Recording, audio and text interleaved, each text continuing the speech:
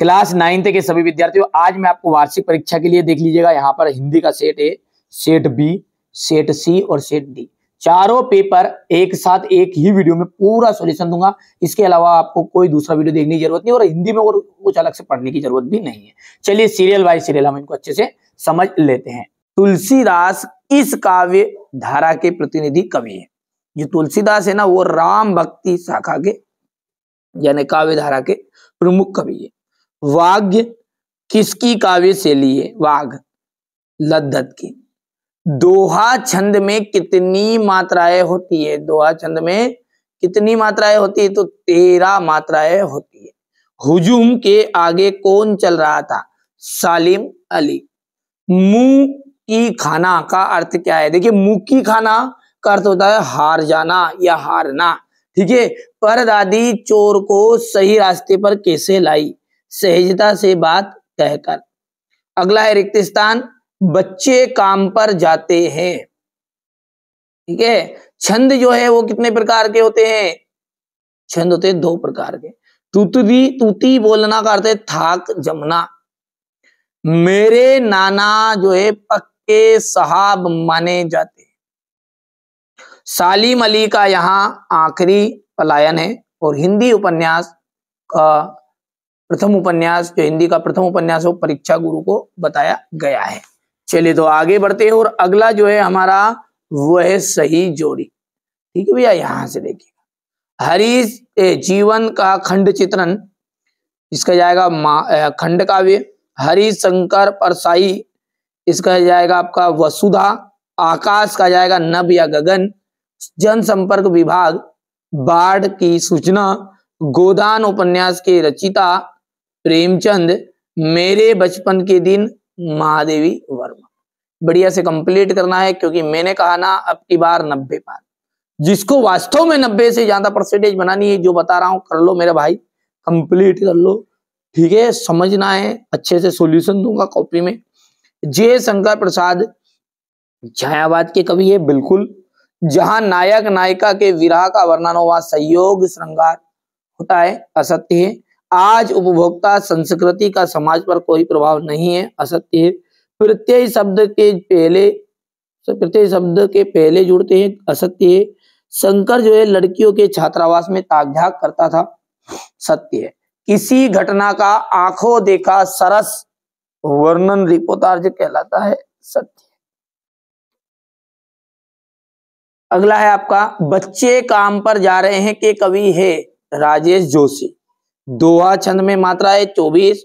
सालिम अली की पत्नी का क्या नाम था? तहमीन। रचना के आधार पर वाक्य कितने प्रकार के होते हैं? 3 प्रकार के होते हैं। रीढ़ की हड्डी एकांकी किस समस्या पर आधारित है? विवाह की समस्या पर, यानी विवाह संपन्न पर। कहानी में कितने तत्व माने गए? 6। यहां से देखिए क्वेश्चन नंबर जो 6 आपका, यहां से मैं आपको पूरा सॉल्यूशन कॉपी में प्रोवाइड करा रहा हूं, बढ़िया से आप कंप्लीट करिएगा। यहां से देख सकते हैं आप। चलिए अब इसको हटा देते पेपर को साइड में और यहां से अपन शुरू करते हैं ना। ये देखिए, पहला है आपका छायावादी काव्य की 4 विशेषताएं। आपको पता नहीं 2 पूछता है वो, तो यदि आप 10th में जाओगे तो 4 भी हो जाती है ना, तो इसलिए यहां से देखिए। व्यक्तिगत की प्रधानता, सबसे पहला पॉइंट है व्यक्तिगत की प्रधानता। इसमें व्यक्ति की भावनाओं का आदर हुआ है। दूसरा है प्रकृति चित्रण। छायावादी काव्य में प्रकृति का मानवीकरण हुआ है, यानी कि प्रकृति का मानवीकरण इसकी एक विशेषता है। सौंदर्यानुभूति, छायावादी कवियों की दृष्टि आंतरिक सौंदर्य में अधिक रमी है। हो गया ना। चलिए आगे बढ़ते हैं और अगला है क्या है आपका? 2 प्रगतिवाद कवि और उनकी एक एक रचना बताइए। तो नागार्जुन का हो जाएगा युगधारा। केदारनाथ अग्रवाल युग की गंगा। आगे बढ़ते हैं। कवि ने सच्चे प्रेम की क्या कसौटी बताई है? देखिए, सच्चा जो प्रेम है वो सच्चे प्रेमी से मिलने पर हृदय में सभी जो छल कपट होते हैं वो मिट जाते हैं। सच्चा प्रेम क्या है? यदि हम कोई किसी भी पीड़ा में है, कोई हमारे अंदर छल कपट है, किसी के प्रति क्रोध है, वो शांत हो जाए अपने प्रेमी से मिलकर, तो समझ जाइए कि वो जो प्रेम है वो क्या है? सच्चा प्रेम। हृदय पवित्र हो जाता है। ठीक है। अगला है कवि का वज्र के वन बाग और तालाब निहारने के पीछे क्या कारण है? रसखान श्री कृष्ण के अनन्य भक्त हैं। वे उन सभी चीजों को प्रेम करते हैं जिनसे कृष्ण का संबंध रहा है। वज्र वन बाग और तालाब से श्री कृष्ण का संबंध है, इसलिए कवि उनको निहारने के लिए ललालित है। हो गया। किस शासन की तुलना तम के प्रभाव से की गई है और क्यों? तम के प्रभाव से ब्रिटिश शासन की तुलना की गई है, क्योंकि अंधेरे के प्रभाव से के कारण कुछ दिखता नहीं है, इसलिए सही गलत का बोध नहीं हो पाता है। उसी तरह ब्रिटिश शासन में आंख बंद करके गलत सही का विचार किए बिना ही कार्य किए गए हैं। यहां से देखिए अगला है आपका, बादलों के आने पर प्रकृति में जिन गतिशील क्रियाओं को कवि ने, ठीक है, तो ये आपका यहां से देख लीजिएगा उत्तर इसका है ना। आप तो बढ़िया से कंप्लीट कर लो है ना। ये क्वेश्चन नंबर आपका 9 है। ठीक है भैया, एक एक दो बार आप पढ़ोगे ना, जिसमें याद हो जाएगा। इतनी सरल लैंग्वेज में मैंने यहाँ पर नोट्स तैयार कराए हैं ना। ठीक है, ये सारी चीजें किनके लिए? केवल और केवल आपके लिए। ठीक है, कोई 2-4 करोड़ रुपए नहीं चाहिए आपसे, फ्री एजुकेशन दे रहे हैं, एकदम फ्री। ठीक है भैया, तो आपका उद्देश्य यही होना चाहिए कि हम अच्छे से पढ़े, अच्छी तरक्की करें। ठीक है, यदि आप अच्छे नंबर लाओगे तो मुझे उससे बढ़कर खुशी नहीं मिलेगी। बस आप अच्छे नंबर पढ़ो, अच्छी तैयारी करो। ठीक है, प्रबंध काव्य जो रचना कथा सूत्रों या छंदों की तारतम्य से अच्छी तरह निबद्ध हो, उसे हम प्रबंध काव्य कहते हैं। ये उसके भेद हो गया इतना। क्वेश्चन नंबर ये 10 का अथवा है। यहाँ भयानक रस की परिभाषा लिखना है, उदाहरण देनी है आपको कि जब भयंकर प्राकृतिक दृश्यों को देखकर, बलवान शत्रु को देखकर उसका वर्णन सुनकर यह भय उत्पन्न होता है, तो वहां भयानक रस होता है। एक और अजगर लकी, एक और मृगराज, अरे बिकल बटोई बीच में परियो मूर्छा खाए। उत्प्रेक्षा अलंकार का देख लीजिएगा यहाँ पर कि जहां उपमेय और उपमान में संभावना प्रकट की जाए, वहां उत्प्रेक्षा अलंकार होता है। सिर फटा गया उसका वही मानो अरुण रंग का घड़ा हो गया। हास्य रस, हास्य रस की परिभाषा है जब किसी काव्य को देखने, सुनने या पढ़ने से जो हंसी उत्पन्न होती है, उसे अपन हास्य रस कहते हैं। उदाहरण है, फादर ने बनवा दिए 3 कोट 6 पेंट, अरे बेटा मेरा बन गया कॉलेज का स्टूडेंट। कहा बंदरिया ने बंदर से, चलो नहाएंगे गंगा, बच्चों को छोड़ेंगे घर में, होने देंगे हुड़दंगा। ठीक है भैया, इसके बाद में आगे बढ़ते हैं। कहानी और उपन्यास में अंतर बताइए। ठीक है, यहां से देखिए, एक जीवन की किसी, ठीक है, इसमें जीवन, जीवन यहाँ पर देखिए गुड़िया ने जीवन जो शब्द है वो गलत लिख दिया। इस तरह का ना आता है ना जीवन में, तो बच्चे हैं नोट से तैयार करते समय थोड़ी बहुत गड़बड़ी भी कर देते। सिंपल है, इसमें पात्रों की संख्या अधिक होती कम होती, इसमें अधिक होती, इसका आकार छोटा था, इसका आकार अधिक होता, कम समय में अधिक प्रभाव डालती है। ठीक है, फलाना सिंह ढेमका सिंह, आप तो कंप्लीट करो है ना बस। चलिए आगे बढ़ते हैं, और अगला जो क्वेश्चन है आपका है यहाँ से, श्याम सुंदर दुबे की भाषा शैली की विशेषता है। हो गया इतना। हरिशंकर परसाई की 2 रचनाएं, शिकायत मुझे भी है, सदाचार का ताबीज।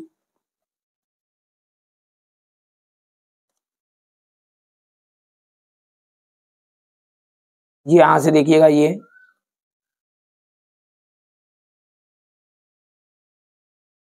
हो गया।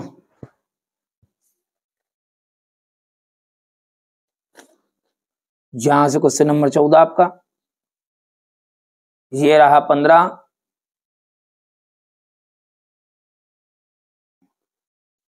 ये चीज आप पढ़ भी सकते हो है ना, कोई दिक्कत नहीं है, ज्यादा परेशानी वाली बात नहीं, इतना डरना नहीं है। भुला दे डर कुछ अलग कर। क्या बोला मैंने? भुला दे डर कुछ अलग कर। अब कब भुलाओगे डर? जब मर जाओगे तब भुलाओगे डर। तो भैया किसी बात के डरने की जरूरत नहीं, मैं हूं, हमेशा से आपके साथ रहा हूं। निपात शब्द किसे कहते हैं, उसका उदाहरण हो गया है ये।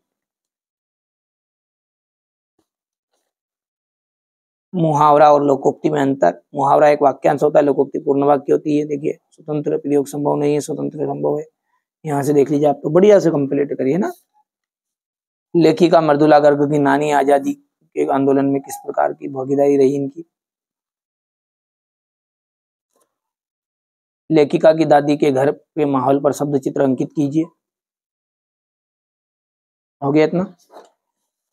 ये क्वेश्चन नंबर 18 आपका। मनुष्य हो तो वही रस खाने, बसो ब्रज गोवन के गोर की ग्वारन।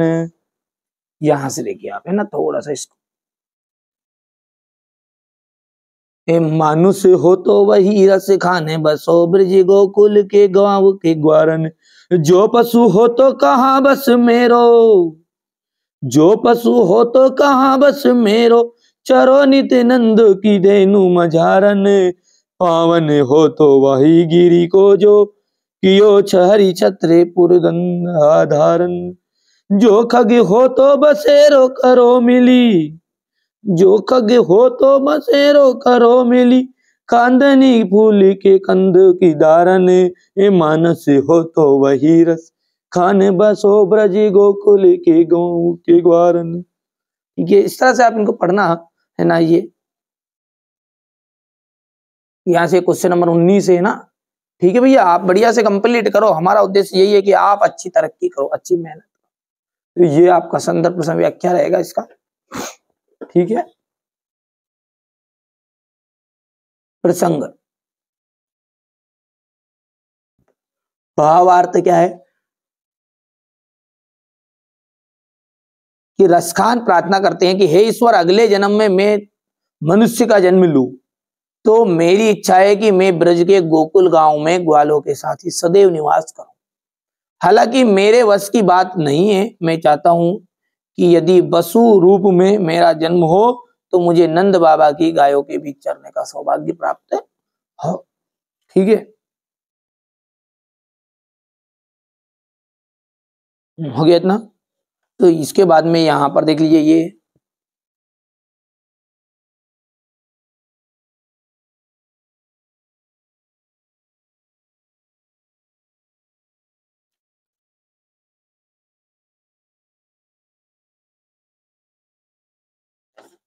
अपने परिवार में कोई, ये देख लीजिएगा क्वेश्चन नंबर 19 है ये, तो बता ही दिया था मैंने इसको तो आपको।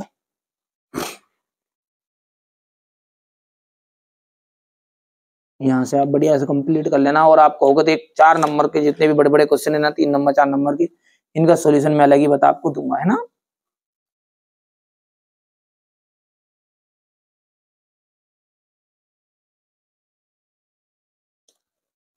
स्वच्छ भारत पर अभियान पर आपको अनुच्छेद लिखना है, ये क्वेश्चन नंबर 20 है।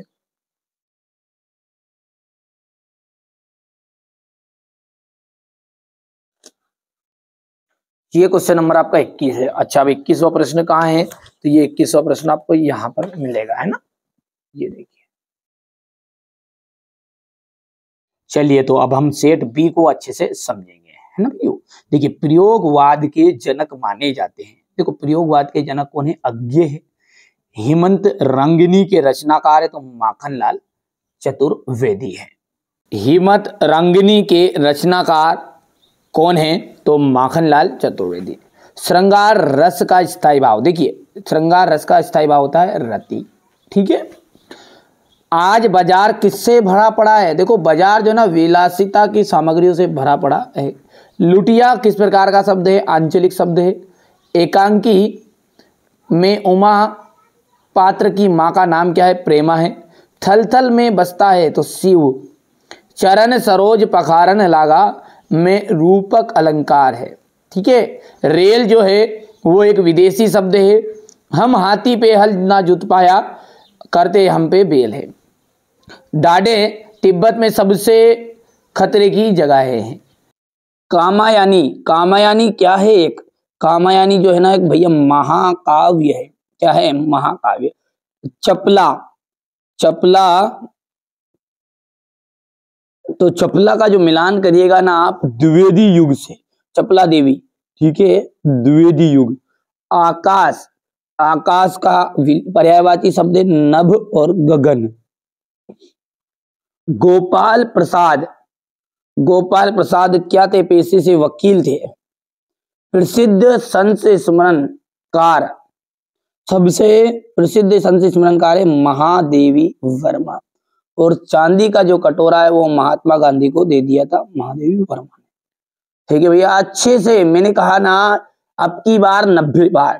ठीक है, ये बच्चे जो है यहाँ पर जो मैं आपको बता रहा हूँ, ये बच्चे ना 10th क्लास का है, अपना जो रिजल्ट है ऑफलाइन, ये कोचिंग है अपनी, ये ऑफलाइन कोचिंग का 10वीं क्लास का रिजल्ट है। अब 10वीं का है मतलब अब 9th में भी बना सकते हो। मैं मदद करूंगा आपकी 10वीं में भी पूरी तरह से, 9th में तो कर ही कर रहा हूँ, साथ में मैं 10th को भी बिल्कुल फ्री, एकदम 1 रुपया शुल्क नहीं देना है आपको, घबराना नहीं है, ठीक है। भुला दे डर, कुछ अलग कर। जिसके मन में ये भावना रहेगी कि जो डर को भुला देगा वही सफलता प्राप्त करेगा। चलिए, छायावाद के जनक सुमित्रा नंदन पंत माने जाते हैं, तो ये हो जाएगा आपका असत्य। अलंकार का सामान्य अर्थ गहना होता है, बिल्कुल राइट बात है भैया। विलासिता की जो सामग्री है वो बाजार में कम मिलती है, विलासिता की सामग्री बाजार में कम मिलती, तो ये आपकी बिल्कुल गलत बात है, क्योंकि भाई साहब पूरा जो बाजार है, मार्केट है, वो विलासिता से तो भरा पड़ा है। ही मात्र भर निपात शब्द है, तो ये आपका एकदम राइट रहेगा, सत्य। गोपाल प्रसाद स्त्री शिक्षा के समर्थक थे, गोपाल प्रसाद जो है वो स्त्री शिक्षा के समर्थक नहीं थे, ये बात आपका असत्य रहेगा। हरिशंकर परसाई ने कौन सी कहानी, कोई कहानी नहीं लिखी है, असत्य है। अब एक वाक्य में उत्तर है ना। रसखान किनके भक्त थे, रसखान जो है वो श्री कृष्ण के भक्त थे।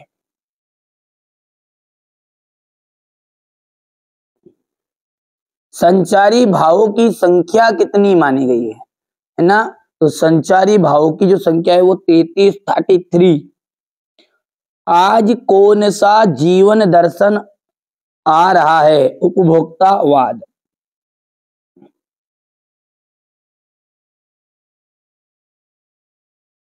बढ़िया से ध्यान से समझिएगा, है ना। आधे से ज्यादा चीजें यहीं पे याद कराऊंगा और क्वेश्चन आंसर की पूरी जवाबदारी मेरी यहीं पे याद कराने की। चलिए, अंधकार शब्द का तद्भव क्या है, अंधकार का जो तद्भव रहेगा वो रहेगा अंधेरा। परदादी ने आधा लोटा पानी किसको पिलाया, चोर को, इसको चोर को। चिंतामणि किसकी रचना है, तो चिंतामणि है वो आपकी आचार्य रामचंद्र शुक्ल की है।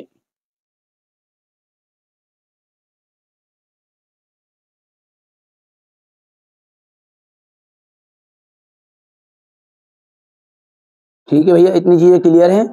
अगला देखते हैं, क्वेश्चन नंबर जो 6 है आपका, यहां से ये देखिए क्वेश्चन नंबर 6 है, ये आपका क्वेश्चन नंबर 7 है, 8, 9, ठीक है। यहां से अपन इसको देखिए कॉपी में पूरा सॉल्यूशन समझते हैं, बढ़िया से। क्वेश्चन नंबर 6 पढ़ते, देखिए राम भक्ति शाखा की प्रमुख विशेषताएं लिखिए। चलिए तो आगे बढ़ते हैं, राम भक्ति शाखा की प्रमुख विशेषताएं लिखिए।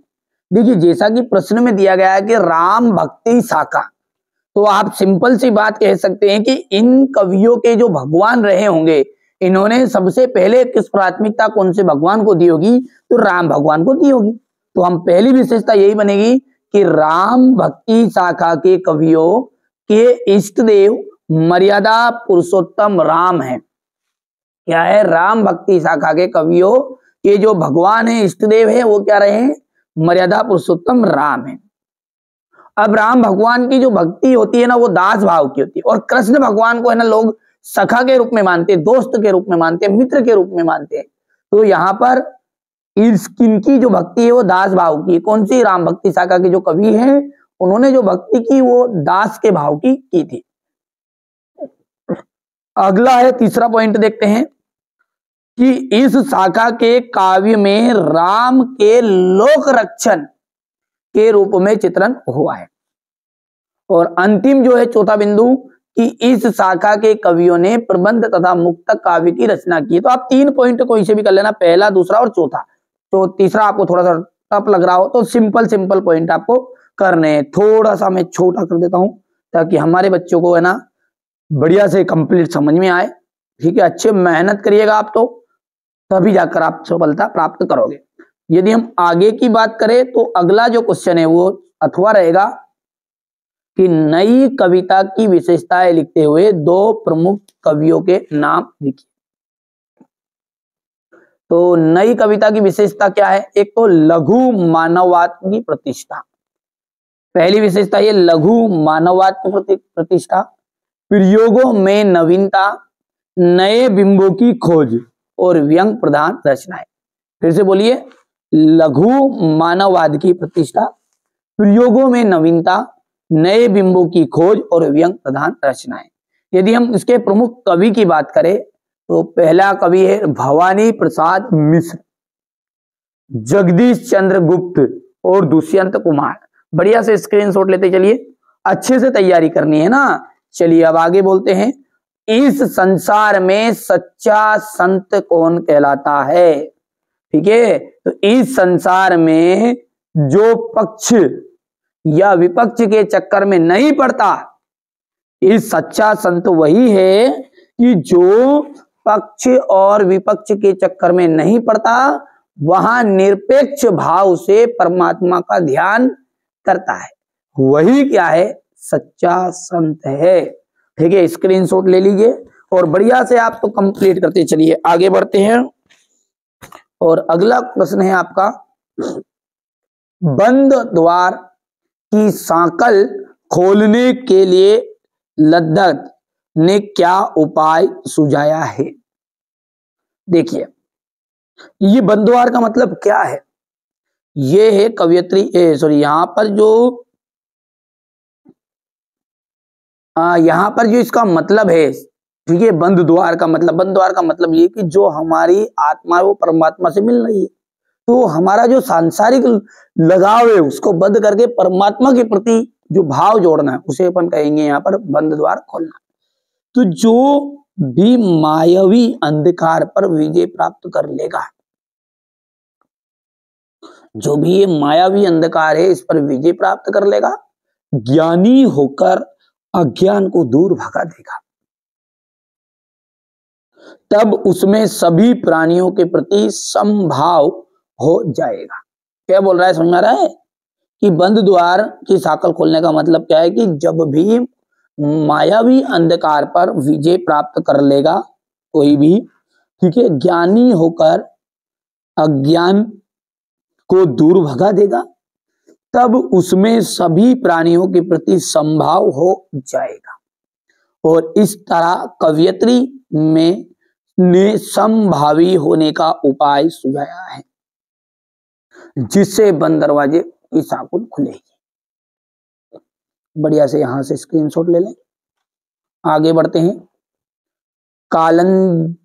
कालंदी कुल कदम्ब की डारन में कौन सा अलंकार है? देखिए, इस पंक्ति में का जो वर्ण है, यहां पर भी का है, यहां भी का है, यहां भी का है। जब एक ही वर्ण की आवृत्ति एक से अधिक बार हो, सुन लो ध्यान से, जब कोई भी ऐसा पंक्ति रहे जिसमें एक ही वर्ण बने, चाहे का हो, चाहे पा हो, चाहे दा हो, कुछ भी हो, यदि एक ही वर्ण की बार बार आवृत्ति हो रही है तो उसमें अनुप्रास अलंकार होगा। यहां पर देखिए, इस पंक्ति में का वर्ण की आवृत्ति एक से अधिक बार हो, इसलिए इसमें अनुप्रास अलंकार है। क्वेश्चन नंबर 8 की बात करें, कवि ने गांव को हरता जन मन क्यों कहा है? देखिए, गांव की जो शोभा है वो मुस्कुराती सी हरियाली, रंग बिरंगे फूलों और नाना प्रकार के, अच्छा नाना का मतलब क्या? अनेक प्रकार के। गांव की शोभा मुस्कुराती सी हरियाली, रंग बिरंगे फूल, अनेक प्रकार के फल सब्जी आदि है। गांव में गंगा सा मीठा जल मिलता है। गांव की यहाँ छटा मनमोहक है। मनमोहक का मतलब होता है मन को भाने वाली, इसलिए हर आदमी का जो मन है ना वो मोह लेता है। कौन? गांव। ठीक है भाई, समझ में आ रहा है? गांव की तो बात ही अलग है। जो भी हमारे ग्रामीण स्तर के जो बच्चे हैं वो समझ रहे हैं बातों को। हर व्यक्ति को अपना जो गांव है वो सबसे प्रिय होता है। तो जिसको प्रिय है अपना गांव, कमेंट में आप जरूर बताइएगा और आपके गांव का नाम भी लिखना है ना। तो गांव की शोभा, मुस्कुराती सी हरियाली, रंग बिरंगे फूल, अनेक प्रकार के फल, सब्जियां आदि। गांव में गंगा सा मीठा जल मिलता है। गांव की छटा मनमोहक है, इसलिए ये मन को मोह लेती है। और इसलिए गांव के कवि कहता है कि गांव हरता जन मन है, यानी मन को हरने वाला। ठीक है, चलिए आगे है। कवि ने पीपल को बड़ा बुजुर्ग क्यों कहा है? क्या बोल रहा है कि बड़ा बुजुर्ग क्यों है? और हम जानते हैं कि पीपल की जो आयु होती है ना बहुत ज्यादा होती है, मतलब पीपल की उम्र जो है वो लंबी है। क्या बोला है कि पीपल की जो उम्र होती है वो लंबी होती है, यानी हम कह सकते हैं कि पीपल लंबी आयु का होता है या होती है। भारतीय हिंदू समाज में तो लोग पीपल की पूजा करते हैं। ध्यान से समझिए, आप ध्यान से समझोगे ना तो आप अच्छी मेहनत करोगे, और अच्छी मेहनत यदि कर पाओगे तो अच्छी सफलता मिलेगी। यदि आप वास्तव में चाहते हैं अब की बार 90 पार, इस उद्देश्य से आप पढ़ाई कर रहे हैं ना, तो इन बच्चों की तरह आप भी परसेंटेज बना सकते हैं। ये 10th क्लास का रिजल्ट, 9th का नहीं है। ठीक है, जब 10th क्लास में बोर्ड में इतनी परसेंटेज अपन बनवा सकते हैं, अच्छी मेहनत करोगे तो बिल्कुल मैं आपके साथ हूं। आप 9th में हो इस समय, घबराइए मत, 9th भी पास कराएंगे, साथ में 10th में आपको फ्री, एकदम फ्री, किसी को 1 रुपया शुल्क किसी को नहीं देना है। ठीक है, चलिए तो यहां से देखिएगा कि क्या बोल रहे हैं कि पीपल की जो आयु होती है वो लंबी होती है। भारतीय हिंदू समाज में तो इसकी पूजा होती है। बहुत से लोग तो इसे जल चढ़ाते हैं। पीपल क्या करता है? वातावरण को शुद्ध करता है। वैज्ञानिक तरीके से पीपल क्या है? वातावरण को शुद्ध करता है, प्राण वायु प्रदान कराता है ना, ऑक्सीजन गैस हमें प्रदान कराता है। और इन्हीं सब कारण से उसे हम बड़ा बुजुर्ग कहते हैं। ठीक है, तो यहां से बढ़िया से स्क्रीनशॉट लो, हो गया। अगला है सुमित्रा नंदन पंत के भाव सौंदर्य की 2 विशेषताएं बताइए। तो पहला है प्रकृति चित्रण। ठीक है, पहला क्या है आपका? प्रकृति चित्रण। तो प्रकृति के अनन्य चितेरे सुमित्रा नंदन पंत के काव्य में प्रकृति प्रेम विशेष से परिलक्षित होता है। नंबर 2 है इनके विशेषता क्या है? रहस्य भावना। पंत जी ने रहस्यवाद के द्वारा अपनी आंतरिक भावनाओं को व्यक्त किया है। आगे बढ़ते बढ़िया से आप कंप्लीट करिएगा, कोई ज्यादा कठिन नहीं है, 1 या 2 बार पढ़ोगे तो याद भी हो जाएगा। अगला प्रश्न जो है, हर एक बच्चा जानता है महाकाव्य और खंड काव्य में अंतर। वैसे महाकाव्य और खंड काव्य बहुत ही सिंपल है।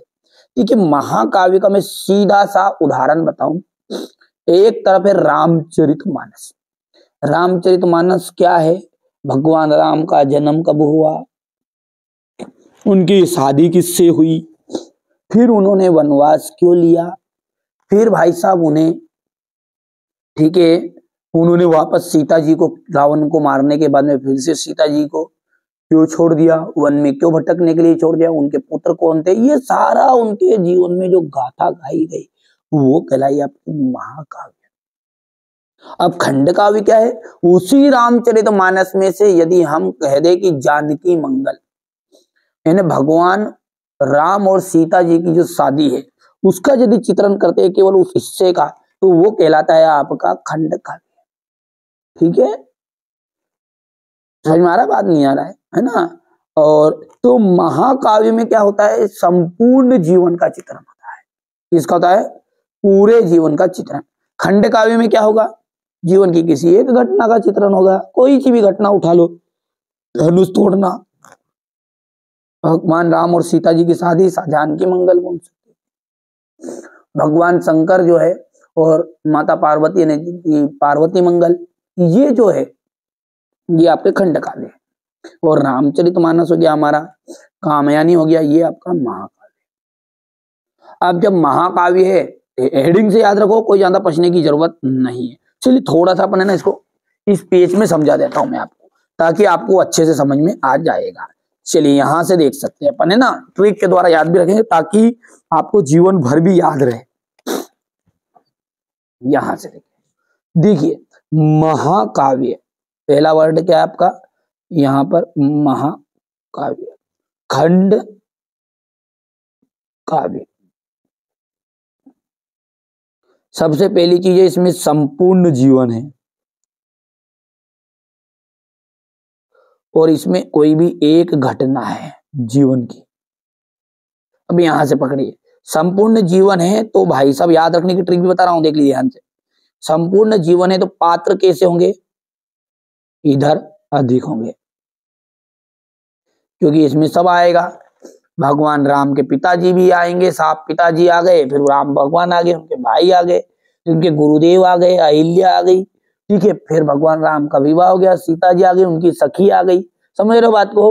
हनुमान जी आए, सुग्रीव आए, बाली आए, और यदि हम जानकी मंगल करें तो इसमें केवल भगवान राम और सखा, तो उसकी सीता जी और लक्ष्मण का इनका प्रस्ताव वो रहेगा, ठीक है, विवरण। तो इसमें पात्र अधिक होंगे और इसमें पात्र कम होंगे।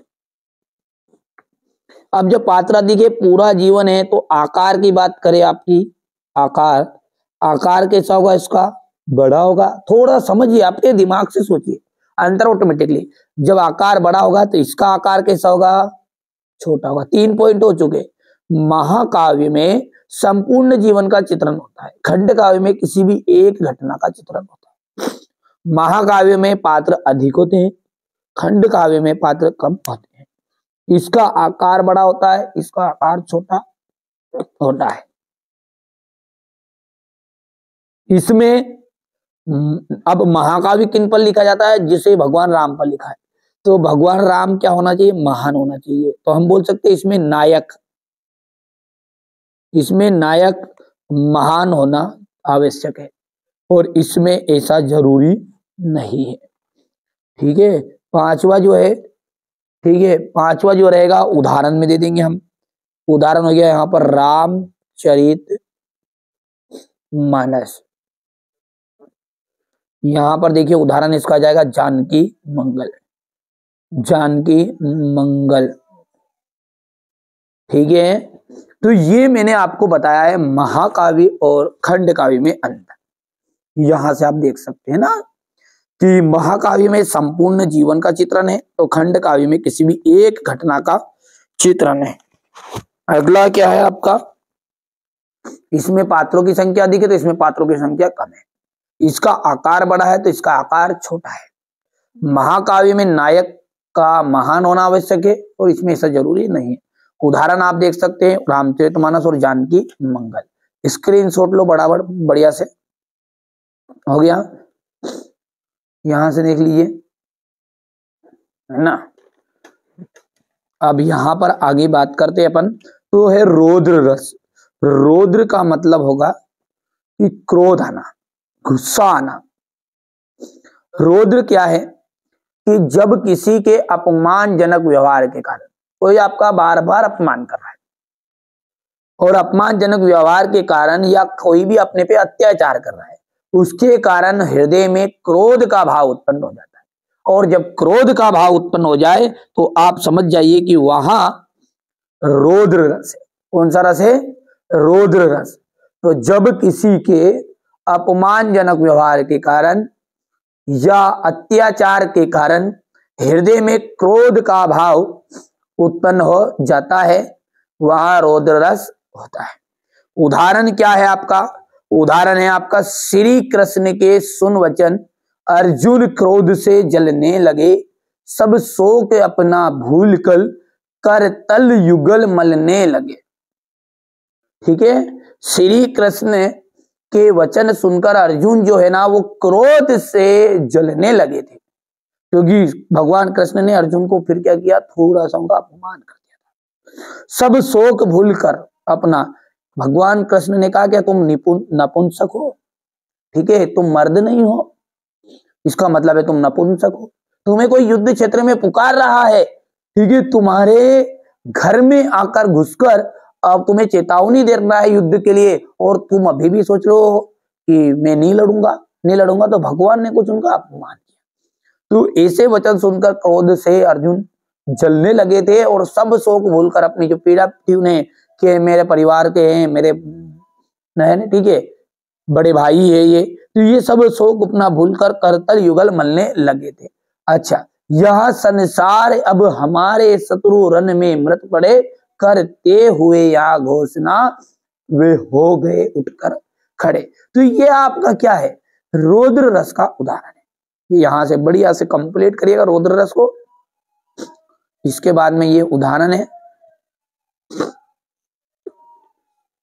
अगला है आपका क्वेश्चन, यमक अलंकार की परिभाषा आपको देनी है, उदाहरण सहित देनी।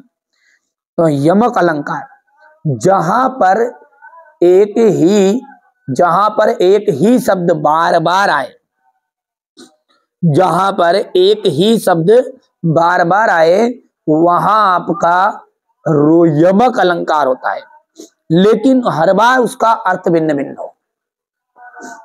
देखिए, जहां पर एक ही शब्द बार बार आए लेकिन हर बार उसका अर्थ अलग अलग हो, वहां आपका यमक अलंकार होता है। कनक कनक से ते सो मादकता अधिकाई, या खाए बोराई जग वा पाए बोराई। तो कनक कनक ते सो मादकता अधिकाई, एक कनक का अर्थ मतलब है धतूरा है, और एक कनक का मतलब है कि सोना। तो इन दोनों को पाकर मनुष्य जो है वो मादकता है ना, मद में चूर हो जाता है। या खाए, धतूरे को खाने पर जग बोरा जाता है, मनुष्य बोरा जाता है, और सोने को पाकर भी व्यक्ति अहंकार में चूर हो जाता है। तो समझ में आया आपको कि लेकिन एक ही शब्द के दो अलग अलग अर्थ हो और एक ही शब्द बार बार आए, तो वहां पर आपका यमक अलंकार होगा। आगे की बात करें, अब सवेया छंद की परिभाषा आपको उदाहरण सहित दे। तो देखिए, सवेया छंद क्या है कि सवेया एक वार्णिक छंद है। क्या है सवेया? एक वार्णिक छंद है, ठीक है। इसमें वर्ण गिने जाते हैं, ना कि मात्रा, ठीक है। सवेया छंद एक वार्णिक छंद है, इसमें क्या गिने जाते हैं? 22 वर्णों से लेकर 26 वर्ण होते हैं। कितने? 22 से लेकर 26 वर्ण होते हैं, और यहां आपका सवेया छंद कहलाता है। बहुत ही सिंपल उदाहरण दूंगा आपको। देखिए, यहां से ध्यान से देखिएगा कि उदाहरण क्या है, ध्यान से समझिएगा। सवेया छंद वास्तव में क्या है कि वार्णिक छंद है, केवल वर्ण गिनेंगे, और इसमें 22 वर्णों से लेकर 26 वर्ण होते हैं, सवेया छंद कहलाता है। देखिए उदाहरण, माने नहीं अपमान कहो यहाँ, माने नहीं अपमान कहो यहाँ, याद दिला कर माने मिले जो, अरे कीमत जान नहीं सकता यदि मुक्त कहीं पर दाने मिले जो। ठीक है, यहाँ पर क्या है? माने नहीं अपमान कहो यहाँ, याद दिला कर मान मिले जो, कीमत जाने नहीं सकता यदि मुफ्त कहीं पर दान मिले जो। ठीक है, याद रहे वहां सीख तभी तक, याद रहे वहां सीख तभी तक, हाथ किताब जुबान मिले जो, और पाकर भूल नहीं सकता नर, खाकर ठोकर ज्ञान मिले जो। थोड़ा सा तबीयत क्या है, गड़बड़ है, और वैसे मेरी धुन ताल नहीं मिलती है, पर एक मैंने गा के बता दिया आपको किस तरीके से आप करना है ना, घबराना नहीं है ना, शर्म करने की कोई आवश्यकता नहीं है।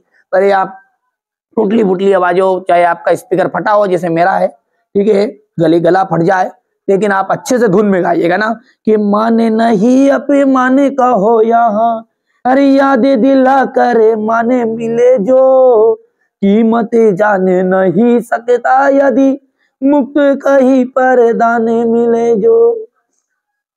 याद रहे वहाँ सीख तभी तक हाथ किताबें जुबाने मिले जो, अरे पाकर भूल नहीं सकता यदि मुक्त करे, पाकर भूल नहीं सकता नर खाकर ठोकर जाने मिले जो। देखिए 1 2 वर्ण गिनिए 3 4 5 6 7 8 9 10 11 12 13 14 15 16 17 18 19 20 21 22 और 23। तो 22 से लेकर के कितने वर्ण थे? 26। ठीक है, यहां से आपको ये सवैया छंद का उदाहरण आपको बढ़िया से ध्यान से लिखना है। उदाहरण देख लीजिएगा, समझ में आया आपको? ये 4 उदाहरण है, पर चारों के आप लिख सकते हैं जो आपको जमे। देखिए अगला जो प्रश्न है वो नाटक और एकांकी में अंतर। देखिए नाटक और एकांकी क्या है, ध्यान से समझिएगा आप, है ना। नाटक क्या है वास्तव में? नाटक जो है ना वो आपका एपिसोड समझ लीजिए। ठीक है, अपन टीवी में देखते हैं, कुछ भी ले लो आप, कोई सा भी उदाहरण ले लो, जैसे आपने दिया और बाती, वो भी क्या है? आपकी एक नाटक है। अंधेर नगरी वो भी आपकी क्या नाटक है। अंधा युग नाटक है। और यदि हम दीपदान समझते हैं, कोई आता ना दीपदान, एक घूट, अभी तो आजकल तो थोड़ा सा बंद हो गया टीवी में, पहले आया करता था, वो चैनलों पर आता है, जो केवल एक ही दिन आती है और एक ही एपिसोड में खत्म हो जाती है। ध्यान से समझिएगा आप तो बात को, कि जो एक ही एपिसोड में खत्म हो जाए उसे हम कहेंगे एकांकी। और जिसके एपिसोड चलते ही रहे, पिछले एपिसोड में आपने ये देखा गोपी के साथ ये हो गया था, ठीक है, तो संध्या के साथ ये हो गया था, कोई सही आपका नई नई तरीके चल रही नाटक हो, ठीक है, तो ये क्या है? ये नाटक है। तो नाटक में सीधी सी बात है, कितने एपिसोड होते हैं? बहुत सारे एपिसोड होते हैं। तो एपिसोड को हम यदि हिंदी में कहे तो उसे कहा जाता है आपको अंक। और एकांकी जो है उसमें आपका एक अंक होता है। ठीक है, नाटक में अनेक अंक होते हैं और एकांकी में एक अंक होता है। नाटक जो है वो दृश्य काव्य का विस्तृत रूप है। दृश्य काव्य मतलब है कि बड़ा रूप, सिंपल सी बात है, ये भी दिखाता है, दिखाया जाता है रंगमंच पर, और ये भी दिखाया जाता है, लेकिन ये बड़ा है। क्यों बड़ा है? समझ में आ रहा है आपको? क्योंकि इसमें भाई साहब अनेक एपिसोड है, तो इसमें दृश्य क्या है? विस्तृत रूप मिलेगा, और इसमें छोटा रूप रहेगा। इसमें इसमें समय स्थान घटना पर विशेष बल नहीं दिया जाता। ध्यान समझिए आप तो, क्यों नहीं दिया जाता? क्योंकि नाटक में बहुत सारे एपिसोड है, आज नहीं तो कल कई का व्यक्ति देखेगा, 10 बजे रात को भी आ जाए, 12 बजे रात को भी आ जाए, तो ये क्या है? इसमें समय का, स्थान का, घटना का विशेष महत्व नहीं रहता है, लेकिन इधर देना पड़ेगा, क्योंकि एक तो एपिसोड, और एक ही एपिसोड में यदि नहीं देख पाए तो खत्म। तो इसलिए इसको ऐसी जगहों पर, ऐसे समय पर दिया जाता है ताकि छुट्टी रहे, ऐसी चीजों पर इसको प्रसारण किया जाता है। तो इसमें समय, स्थान और घटना पर विशेष बल दिया जाता है। इसमें प्रस्तुत कथा के साथ साथ गौण कथा भी जुड़ी रहती है। अच्छा, प्रस्तुत कथा क्या है? जो मेन कथा है ना उसके साथ साथ और घटना जोड़ दी जाएगी। अच्छा, संध्या और ये, जैसे मान के चलो कोई सा भी एग्जांपल ले लो, बार बार एक ही शब्द का यूज नहीं कर रहे अपन, दूसरा कोई से ले लो। कोई नाटक में क्या हुआ है कि कोई नायक नायिका है, जैसे जिसको नाटक में जो मेन आदमी रहते हैं, ठीक है, उनका कहीं का भाग है, तो उसमें उनके साथ वो जब घूमने जाएंगे तो वो घटना जोड़ देंगे, फिर उसके बाद में उनका एक्सीडेंट हो गया, क्या अब वो जीवित हो पाएगा? क्या होगा आगे देखेगा, अगले एपिसोड में देखेगा। तो इसमें क्या रहता है? प्रस्तुत कथा के साथ साथ फालतू चीजें ना, गौण कथा भी जोड़ दी जाती, लेकिन इसमें एक ही कथा होती है। इसका आकार जो होता है नाटक का, सिंपल सी बात है, बड़ा रहेगा, ठीक है, इसका आकार छोटा रहेगा। उदाहरण आप देख सकते हैं, अंधेर नगरी चौपट राजा, टकेसर भाजी टकेसर खाजा। अंधेर नगरी, ध्रुव स्वामिनी, अंधा युग, और इधर उदाहरण रहेगा आपका दीपदान एक घूट। तो ये मैंने आपको नाटक और एकांकी में अंतर बताया है। बढ़िया से आप कंप्लीट करेगा, इतना हो गया है। इसके बाद में यहां से ये क्वेश्चन नंबर 4 है आपका, ये 5 है, ये 6 है, ठीक है, बढ़िया से आप तो कंप्लीट करिए। अब अगला जो प्रश्न है आपका वो है रेखा चित्र किसे कहते हैं। चलिए इसको समझते हैं। देखिए रेखा चित्र वास्तव में क्या है? एक तरह का ये क्या है, कहानी के जैसा ही हिंदी साहित्य का एक रूप है। क्या है? ध्यान से समझिए मैं जो बातें बता रहा हूं।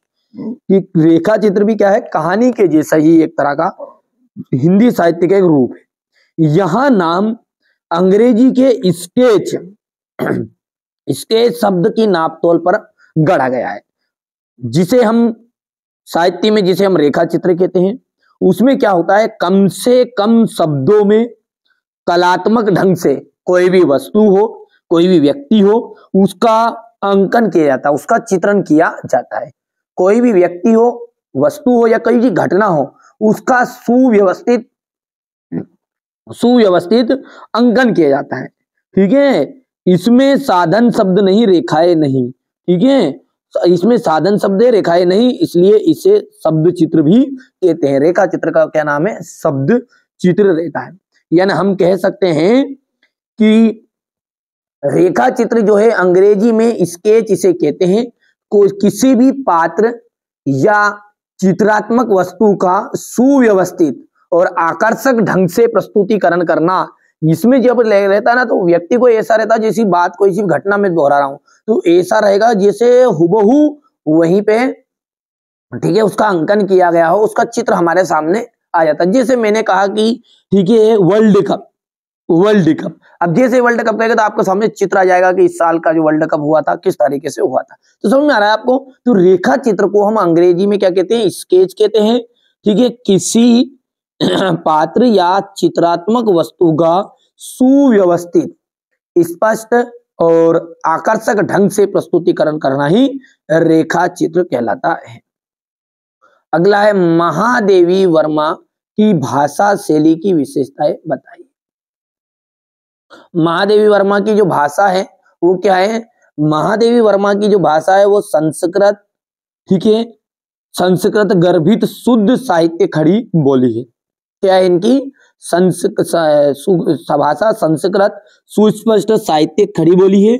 इनकी भाषा में सरलता का प्रभाव होता है। शैली की यदि हम बात करें तो भावात्मक शैली और वर्णात्मक शैली इनकी शैली की प्रधानता है। महादेवी जी भाव प्रधान स्थलों पर इस शैली का प्रयोग किया है। महादेवी वर्मा ने क्या किया है कि स्थलों, भाव प्रधान शैली पे इसका प्रयोग किया है, भाव प्रधान स्थलों पर। वर्णात्मक, किसी घटना के वर्णन में इस शैली को अपनाया गया है। तो थोड़ा सा मैं छोटा कर देता हूं ताकि आपको कोई दिक्कत ना हो। अच्छे से आप तो स्क्रीनशॉट लो, मेहनत करो। जो बच्चा मेहनत करेगा ना, सफलता उसके कदमों में होगी। एक बात आप जीवन में अच्छी तरह से ध्यान रखिए, भुला दे डर कुछ अलग कर। ठीक है, भुला दे डर कुछ अलग कर। समझ लो बात को, बहुत गहराई की बात है। आप जब तक डर को नहीं भुलाओगे, आप कुछ अलग जमाने में नहीं कर पाओगे। ठीक है, तो इसलिए मेहनत करिएगा और कोई भी चीजों में, ठीक है, डरना नहीं है। किसी बात का डर नहीं कि नहीं हमारा 9th क्लास में क्या होगा, कि हम 10th में आएंगे तो क्या होगा। ठीक है, तो घबराइए मत, मैं आपके साथ हूं। ठीक है, आपका और हमारा संबंध भले ही इस मोबाइल से हो रहा है, लेकिन जो भावनाएं है ना, वो आपको आहत कर रही है। ठीक है, जो बातें हैं वो आपके मन में, विचारों में, ठीक है, एक जगह बना रही है। तो आप घबराइए मत, मैं हमेशा आपके साथ हूं, चिंता की कोई जरूरत नहीं है ना। तो चलिए अगला देखते हैं, प्रेमचंद की 2 रचनाएं लिखे, नाम लिखिए। तो देखिए प्रेमचंद की रचनाएं गोदान, निर्मला, कर्मभूमि, रंगभूमि, ये इनकी रचना है। कोई सी भी 2 लिख देना है, और भी बहुत सारी है, लेकिन 4 मैंने यहाँ पर लिख भी दिए। अगला है, किन घटनाओं से पता चलता है कि हीरा और मोती में गहरी दोस्ती थी। हीरा और मोती आमने सामने बैठकर, ठीक है, हीरा और जो मोती थे वो आमने सामने बैठकर मुख भाषा में विचारों का आदान प्रदान करते थे। एक चारा खाता था तो दूसरा भी चारा खाने लगता था। ठीक है, समझ में आ रहा है कि हीरा और मोती आमने सामने बैठकर मुख भाषा में, ठीक है, केवल बिना मुंह को हिलाए हुए अच्छे से विचारों का आदान प्रदान करते थे। एक चारा खाता था तो दूसरा भी खाने लगता था। ठीक है, अगला है, इसमें आगे चीजें यहां पर लगता।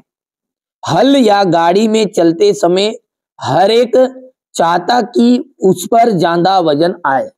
दोनों में से दोनों ही चाहते कि मुझ पर, हीरा चाहता था कि अपने पे ज्यादा वजन आए, 2 बैल की कथा है ना, तो हर एक चाहता था कि उस पर ज्यादा वजन आए, दोनों साथ रहते।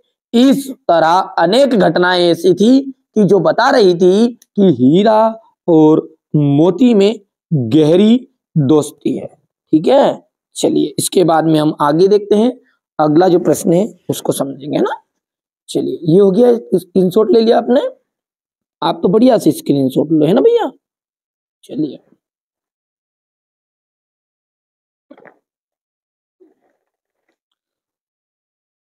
अगला है, प्रस्तुत यात्रा के आधार पर बताइए, प्रस्तुत यात्रा के आधार पर बताइए कि उस समय का तिब्बती समाज कैसा था। ठीक है, प्रस्तुत यात्रा वृतांत के आधार पर हम कह सकते हैं कि उस समय के तिब्बती समाज में कई अच्छाइयां थी, तो वहां जाति पाति का कोई भेदभाव नहीं था, बहुत सारी उसमें अच्छाइयां थी, जाति पाति का कोई भेदभाव नहीं था, छुआछूत जैसी सामाजिक बीमारी भी वहां नहीं थी, स्त्रियां पर्दा भी नहीं करती थी, उस समय यहाँ बहुत खराब आदत थी। ठीक है, कि वे शाम को छड़ पीकर अपने होश हवास खो बैठते थे, दारू पी के, ये एक खराब आदत थी, बाकी सब समाज अच्छा था। ठीक है, तो यहां से आप बढ़िया से इसका स्क्रीनशॉट लीजिए और अच्छे से कंप्लीट करिएगा, ये गया इतना। चलिए अब आगे बढ़ते हैं और अगला प्रश्न हम देखते हैं, प्रेमचंद के फटे जूते पाठ के आधार पर प्रेमचंद की जो व्यक्तिगत विशेषताएं हैं उनको आपको बताना है। देखो, फटे जूते ये बता रहे थे कि निर्धनता, प्रेमचंद की जो आर्थिक स्थिति वो अच्छी नहीं है, ये बता रहे थे। स्वाभिमानी, स्वाभिमानी ये है कि प्रेमचंद स्वाभिमानी परिश्रमी व्यक्ति थे। क्या थे? स्वाभिमानी और परिश्रम, ठीक है, व्यक्ति थे। किसी से मांगना उचित नहीं मानते थे। यथार्थवादी, प्रेमचंद बनावटी जीवन की चमक धमक से दूर सादा जीवन जीते थे। ठीक है भैया, तो ये आपका प्रेमचंद के फटे जूते के पाठ के आधार पर प्रेमचंद के व्यक्तिगत की विशेषता है। बढ़िया से मैंने कहा ना, ठीक है, अब की बार 90 पार, इसी टारगेट से हम कार्य कर रहे हैं। वास्तव में चाहते हो कि ये बच्चों की तरह आप 10th में भी टॉपर बनो, तो यहाँ चैनल आपको एकदम फ्री एजुकेशन देगा, किसी को 1 रुपया शुल्क नहीं देना है। 9th में आपकी मदद कर रहे हैं, साथ में 10th में भी करेंगे, कोई दिक्कत थोड़ी है। चलिए अगला देखते हैं, लेखक ने उपभोक्ता संस्कृति को हमारे समाज के लिए चुनौती क्यों कहा है। देखिए, उपभोक्ता संस्कृति ने हमारे समाज को अपनी गिरफ्तार में ले लिया है। प्रचार प्रसार तथा दिखावे के चक्कर में पड़कर हम उन वस्तुओं को भी खरीद रहे हैं जिनकी हमें आवश्यकता नहीं है। समझ मारा बात? क्या कह रहा है ये कि उपभोक्ता संस्कृति ने हमारे समाज को अपनी गिरफ्तार में ले लिया है, यानी कि पूरी तरह अपने काबू में कर लिया है। प्रचार प्रसार का दिखावा जो है, आजकल जमाने में दिखावा ज्यादा चलता है ना, ठीक है, तो कैसा दिखावा चलता है भाई साहब, जेब में यदि किसी के पास में 10,000 रुपये है तो वो दिखावा करने के लिए 10,000 रुपये की ऐसी चीजें खरीदेगा, 9,900 रुपये का वो पर्स लेगा, मतलब मोबाइल ले लिया, कहीं की भी चीज, ठीक है, तो दिखावा ज्यादा करता है और 100 रुपये जेब में रखता है। और जबकि करना क्या चाहिए, 100 रुपये का पर्स लेकर 9,900 रुपये उसमें अंदर रखो, ताकि मुसीबत आए ना जब निकाल के दे दो। समझ रहे हो बात को आप? आपकी वैल्यू वक्त 10,000 की और आप 1 लाख की मोटरसाइकिल यूज कर रहे हो, तो भाई साहब आपकी वैल्यू तो समझिए, आप 10 लाख कमाते हो तो लाख उजाड़ो, यदि आप 10,000 कमाते हो तो 1,000 उजाड़ो, खर्च करो। ठीक है, तो यहाँ पर यही बता रहे हैं कि उपभोक्ता संस्कृति ने हमारे समाज को अपनी गिरफ्तार में ले लिया है। प्रचार प्रसार तथा दिखावे के चक्कर में पड़कर हम उन वस्तुओं को भी खरीद ले रहे हैं जिनकी हमें आवश्यकता या तो है नहीं और है भी तो बहुत कम है। मतलब या तो हमें नहीं है उन वस्तुओं की, या तो है ही नहीं, और है तो थोड़ी बहुत है। तो इस तरह उपभोक्ता संस्कृति हमारे समाज के लिए चुनौती सिद्ध हो रही है। तो ये आपका क्वेश्चन नंबर 15 है। ठीक है, चलिए इसके बाद में हम अगला प्रश्न देखेंगे। ये स्क्रीनशॉट ले लिया आपने, यहां से ले लो, है ना, प्रश्न का ले लिया। अच्छा, थोड़ा छोटा कर दूं ना, ताकि आपको एक ही इसमें काम हो जाए, है ना। चलिए आगे बढ़ते हैं। समास किसे कहते हैं? समास सब जानते हैं। दो या दो से अधिक शब्द जब मिलते हैं, शब्द जब वर्ण मिलते हैं ना, तो वो आपका संधि कहलाता है। दो वर्णों के मेल को संधि कहते हैं और दो शब्दों के मेल को समास कहते हैं। तो जब दो या दो से अधिक शब्द को मिलाते हैं तो एक नए शब्द की रचना होती है, तो उसे हम समास कहते हैं। जैसे यथाशक्ति, दशरथ, पुत्र, हो गया। तद्भव शब्द किसे कहते हैं? तद्भव शब्द ऐसे शब्द जो संस्कृत से परिवर्तित होकर हिंदी प्रचलित हुए हैं। ऐसे शब्द जो संस्कृत से परिवर्तित हुए और हिंदी में प्रचलित हुए, उन्हें हम तद्भव शब्द कहते हैं। उदाहरण के लिए जैसे आगे, माथा, ठीक है, सूरज, भाई, ठीक है, ये मस्तक था तो मस्तक माथा बना, ठीक है, सूर्य था तो सूरज बना, ठीक है, भ्राता था तो भाई बना। तो ये क्या है? ऐसे शब्द जो संस्कृत से परिवर्तित हुए और क्या बना, परिवर्तित होकर हिंदी में प्रचलित हुए, उन्हें अपन कहते हैं तद्भव शब्द। बढ़िया से कंप्लीट करिए ना। चलिए आगे बढ़ते हैं। और मृत्यु का तरल दूत किसे कहते हैं? तो बाढ़ में तेज गति से आते घरों, आदमियों, पशुओं, ठीक है, तेज गति से आते हुए घरों, आदमियों, पशुओं, पक्षियों, ठीक है, को डूबाते गिराते हुए पानी को मृत्यु का तरल दूत कहा। यानी बाढ़ में तेज गति से आता हुआ पानी को मृत्यु का तरल दूत कहा है। सीधी सी बात कहे तो बाढ़ के तेज गति से आते घरों, आदमियों, पशुओं और पक्षियों को डुबाते गिरते हुए पानी को ही मृत्यु का तरल दूत कहा गया है। बाढ़ के प्रवाह के कारण अनेक प्राणी मर रहे हैं। क्या कर रहे हैं? मर रहे थे। जन धन की अपार हानि हो रही थी। जो जन मनुष्य है और धन यानी कि हमारी कोई सा भी धन है, जैसे पैसे नहीं, पशुधन हो गया, ठीक है, जो बाकी और धन है हमारे सारे, जिनसे हम बेच कर पैसे प्राप्त कर सकते हैं, उनकी अपार हानि हो रही, इसलिए उसे मृत्यु का तरल दूत कहा गया है। यहां से आप बढ़िया से कंप्लीट करिएगा, स्क्रीनशॉट ले लीजिए, है ना। अगला देखते हैं।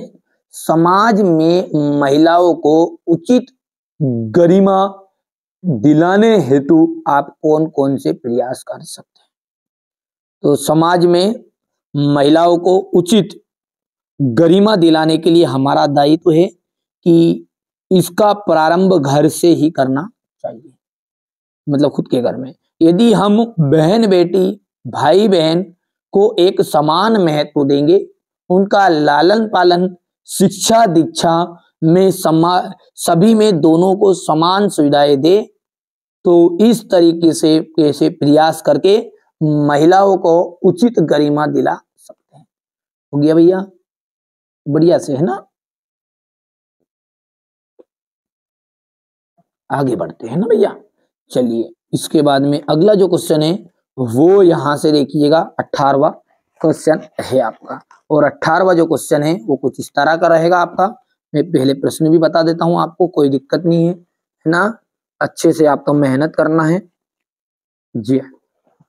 यहां से जो 18वां क्वेश्चन है वो कुछ इस तरह का रहेगा। ये पका पकी के कार ने सब जग राहा भुलान, निरपक होय के हरि भजे सोई संत सुजान।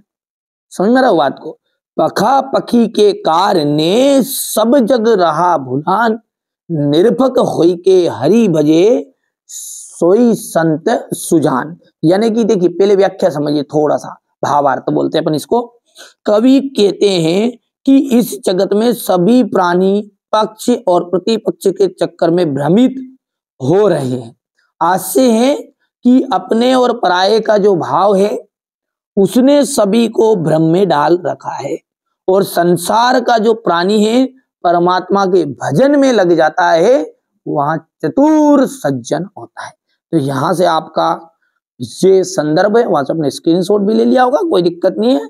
नहीं लिया है तो स्क्रीनशॉट ले लेना और कंप्लीट कर लेना। ये क्वेश्चन नंबर संदर्भ हो गया। इसके बाद में ये प्रसंग है और ये रहा आपका अंतिम भावार्थ। अगला देखते हैं, और अगला जो है काली तो रजनी भी काली। ठीक है, यहां से देखिएगा, ये आपका क्वेश्चन 18 का अथवा। काली तो रजनी भी काली, शासन की करनी भी काली, मेरी काल कोठारी कोठरी काली, टोपी काली कमली काली, मेरी लोह श्रृंखला काली, पहरे की हुंकती की व्याली, किस पर है गाली ये आली। ठीक है, यहां से आप 18वें का अथवा भी ले लीजिए स्क्रीनशॉट, और ये 19वां का भी स्क्रीनशॉट आप ले लेना है ना, क्योंकि एक साथ अपन इनका सॉल्यूशन में आपको प्रोवाइड करा दूंगा। देखिए क्या बोल रहा है, कवि कहते हैं कि कोयल तुम्हारा रंग भी काला है, रात का भी काली है, इस शासन के काम भी काले हैं। ठीक है, जिस कोठरी में रह रहा हूं वहां भी तो काली है, मेरे हाथों में जो लोहे की जंजीर पड़ी है वो भी काले रंग की है, हम शांत हैं फिर भी है सखी, हमें बुरी बुरी गालियां दी जाती है, इस तरह सभी और कष्टों का अंधकार, सभी और कष्टों का अंधकार छाया है। तो ये आपका यहां से क्वेश्चन नंबर 18, ये आपका संदर्भ है, ये आपका प्रसंग रहेगा और ये आपका भावार्थ रहेगा, है ना। यहां से आप देख सकते हैं ना, बढ़िया से कंप्लीट करें। अब इसके बाद में हमारा जो अगला है संदर्भ प्रसंग व्याख्या बताना है। मैंने जो अपने पेपर में आपको बता भी दिया है, ये तो यहां से आप बढ़िया से कंप्लीट करना है। ये हो गया क्वेश्चन नंबर 19 हो गया, ये प्रसंग हो गया है, ये आपकी व्याख्या हो गई। क्वेश्चन नंबर यदि हम 19 के अथवा की बात करें तो 19 का जो अथवा है वो भी आपका कुछ इस तरह का रहेगा, थोड़ा सा देख लेते हैं उन्हें भी।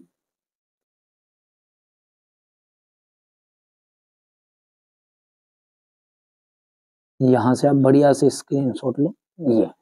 ये 19 है, 20वें का भी आप स्क्रीनशॉट ले लो पहले मेरे हिसाब स्तर से।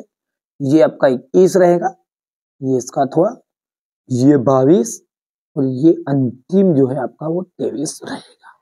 चलिए अब अपन इसका सॉल्यूशन अच्छे से देख लेते हैं, यहाँ तक का है ना। तो यहां से अपन देखते हैं, और ये क्वेश्चन नंबर आपका 19 थोड़ा छोटा कर दूं ना ताकि आपको कोई कठिनाई ना हो। संदर्भ के बाद में आएगा आपका प्रसंग, प्रसंग के बाद में आएगा आपकी व्याख्या। चलिए तो सेट ए को हम अच्छे से समझते हैं। बिल्कुल आप तो निश्चिंत रहो, जो बता रहा हूं ना उसको अच्छे से कंप्लीट करो, मेरी जवाबदारी, आपको अच्छे नंबर आएंगे। छायावाद के प्रवर्तक माने जाते हैं, देखिए छायावाद के प्रवर्तक है जयशंकर प्रसाद। प्रेम वाटिका के रचनाकार है रसखान। रसात्मकम वाक्यम काव्यम, ये परिभाषा किसकी है? ये है आचार्य विश्वनाथ की। किस जानवर को क्रोध कभी भी नहीं आता? देखो बेटा, क्रोध नहीं आता तो गधा है, गधे को नहीं आता है ना भैया। माता पिता में कौन सा समास है? यहां पर है द्वंद्व समास। जैसे दिन और रात रहेगा तो उसमें भी द्वंद्व समास आएगा आपका, धरती आकाश आएगा तो उसमें भी द्वंद्व समास रहे, जोड़ा। ठीक है। मृत्यु का तरल दूत कौन था? तेज गति से आता हुआ बाढ़ का पानी। मैं बार बार बोल रहा हूं, जिस बच्चे को वास्तव में नंबर चाहिए ना वार्षिक परीक्षा में, इस पेपर को जरूर सोल्व करके जाएगा, पूरा निचोड़ है इसमें, है ना। सोने का घड़ा शराब से भरा हो तो सज्जन उसकी हमेशा निंदा ही करेंगे। महाकाव्य में जीवन का क्या होता है, संपूर्ण चित्रण होता है, और संपूर्ण को अपन कहते हैं विस्तृत। सूर्य का तद्भव शब्द क्या होगा, तो सूर्य का तद्भव होगा सूरज। ठीक है, हमारा कुकर नहीं जाएगा तो हम भी नहीं जाएंगे। प्रातः काल दोनों मित्र कहाँ बंद कर दिए गए, कांजी हौज में बंद कर दिए गए थे। और दो बेलों की जो कथा है वो गद्दी की क्या है, कहानी रचना है ना भैया। पंचवटी, पंचवटी में कौन सा, ये क्या है, ये नाटक है क्या है, तो पंचवटी का जो मिलान करिएगा आप, एक खंड काव्य है ना। दो बेलों की कथा के रचनाकार है हमारे प्रेमचंद। विद्यालय में यदि आप संधि विच्छेद करोगे तो दीर्घ संधि बनेगी। ओतोऊ की संतान लड़की परदादी,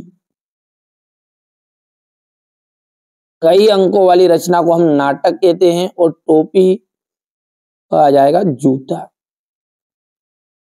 चलिए अब बात करते हैं सत्य असत्य की। नई कविता में खड़ी बोली में रचनाएं अधिक की गई है, सत्य है। रस युक्त वाक्य काव्य है, यहाँ कथन आचार्य विश्वनाथ का है, ये बात भी आपकी राइट बात है। झूरी का जो साला था वो गया था, सत्य है। हिमालय में दीर्घ संधि का उदाहरण है, हिमालय जो है वो दीर्घ संधि का उदाहरण है क्या, ये भी आपका सत्य बात है। रिलीफ डॉक्टर ने नाव में कुत्ते को बैठा लिया था क्या,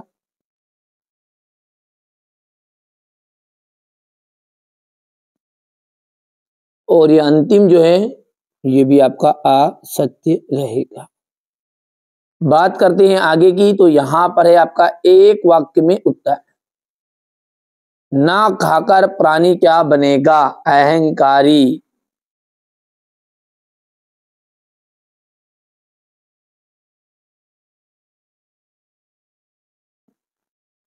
नायक के वृहद जीवन का चित्रण किस काव्य में किया जाता है। देखिए नायक यानी कोई से भी लोगों के ऊपर से चित्रण जो होता है वो महाकाव्य में होता है ना।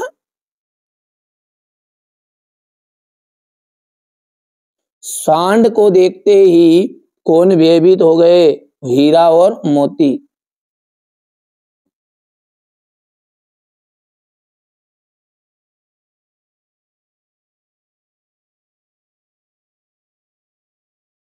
पंचामृत में कौन सा समास है, पंचामृत में आपका द्विगु समास है। जर्नल मिथेया का चित्र किसने मंगवाया था, लेखिका की बहन रेनू ने।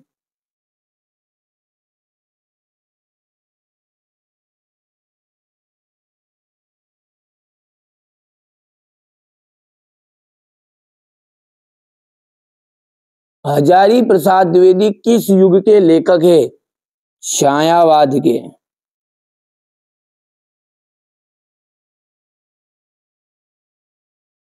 ठीक है भैया, यहां से ये सत्य असत्य हो गया। भक्ति काल को हिंदी साहित्य का स्वर्ण युग क्यों कहते हैं, छायावाद के दो कवियों के नाम तथा उनके एक एक रचना लिखे नाम बताइए। कबीर ने किस प्रकार ज्ञान को महत्व दिया। तो यहाँ से जो क्वेश्चन है ये, इन सारे क्वेश्चनों का सॉल्यूशन मैं आपको कॉपी में नोट्स के द्वारा माध्यम से दे रहा हूं, आप बढ़िया से कंप्लीट करिएगा और अच्छे से तैयार करिएगा, है ना। तो चलिए अब कॉपी से हम अच्छे से इसको समझते हैं। यहां से अपन पहला प्रश्न समझेंगे, है ना।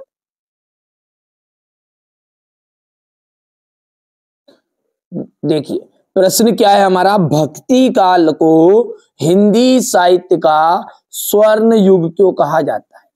स्वर्ण का मतलब सुनहरा युग, ठीक है। तो सबसे सुनहरा युग क्यों कहा जाता है भक्ति काल को, तो यहां से देखिए भक्ति काल में सूरदास, तुलसीदास, कबीर, मीराबाई आदि महान विभूतियां प्रकट हुई। ध्यान से समझ जाएगा आप, है ना। यहीं पे याद भी कराऊंगा, आप तो घबराइए मत, ठीक है। भक्ति काल में कौन कौन सी महान विभूतियां जन्म लिया, सूरदास, तुलसीदास, कबीरदास, मीराबाई आदि महान विभूतियां प्रकट हुई, यानी इन्होंने जन्म लिया था।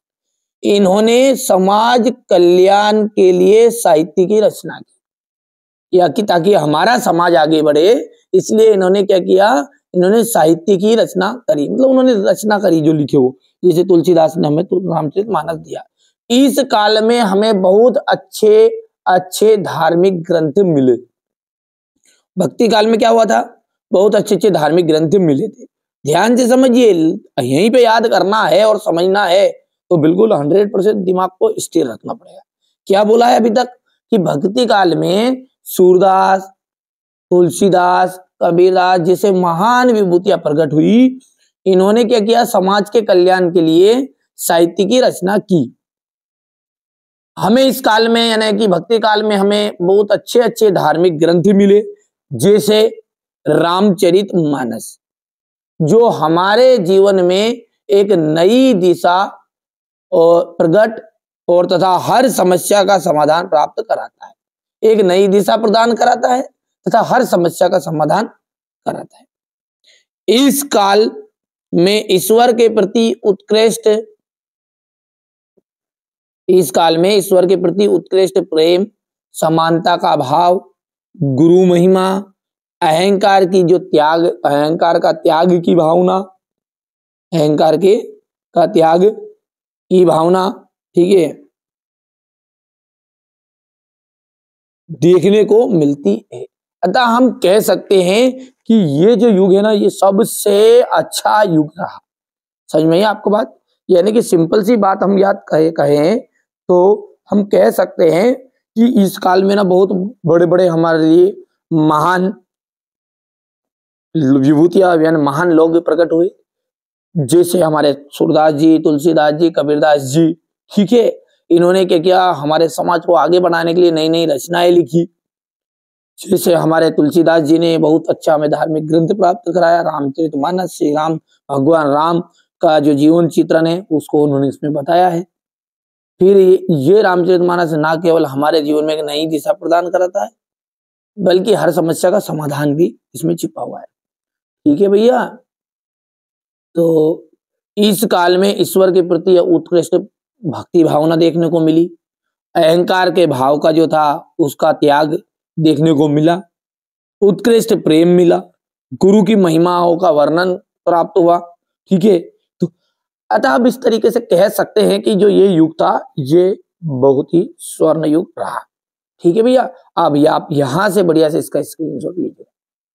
हो गया इतना, इसके बाद भी इतना। अब आगे बढ़ते हैं और अगला है ये छायावादी 4 प्रमुख कवि के नाम, उनकी रचनाएं। वैसे एग्जाम में 2 नंबर का आता है, पर लेकिन मैं ट्रिक के माध्यम से आपको कराऊंगा। क्या कर रहे हैं अपन, छायावादी कवि करेंगे और प्रमुख उनकी रचनाएं करेंगे। चलिए थोड़ा सा इसको मैं समझा देता हूं। तो छायावादी कवि में जो प्रमुख कवि है उनका नाम अपन यहां पर लिखेंगे ना, जयशंकर प्रसाद।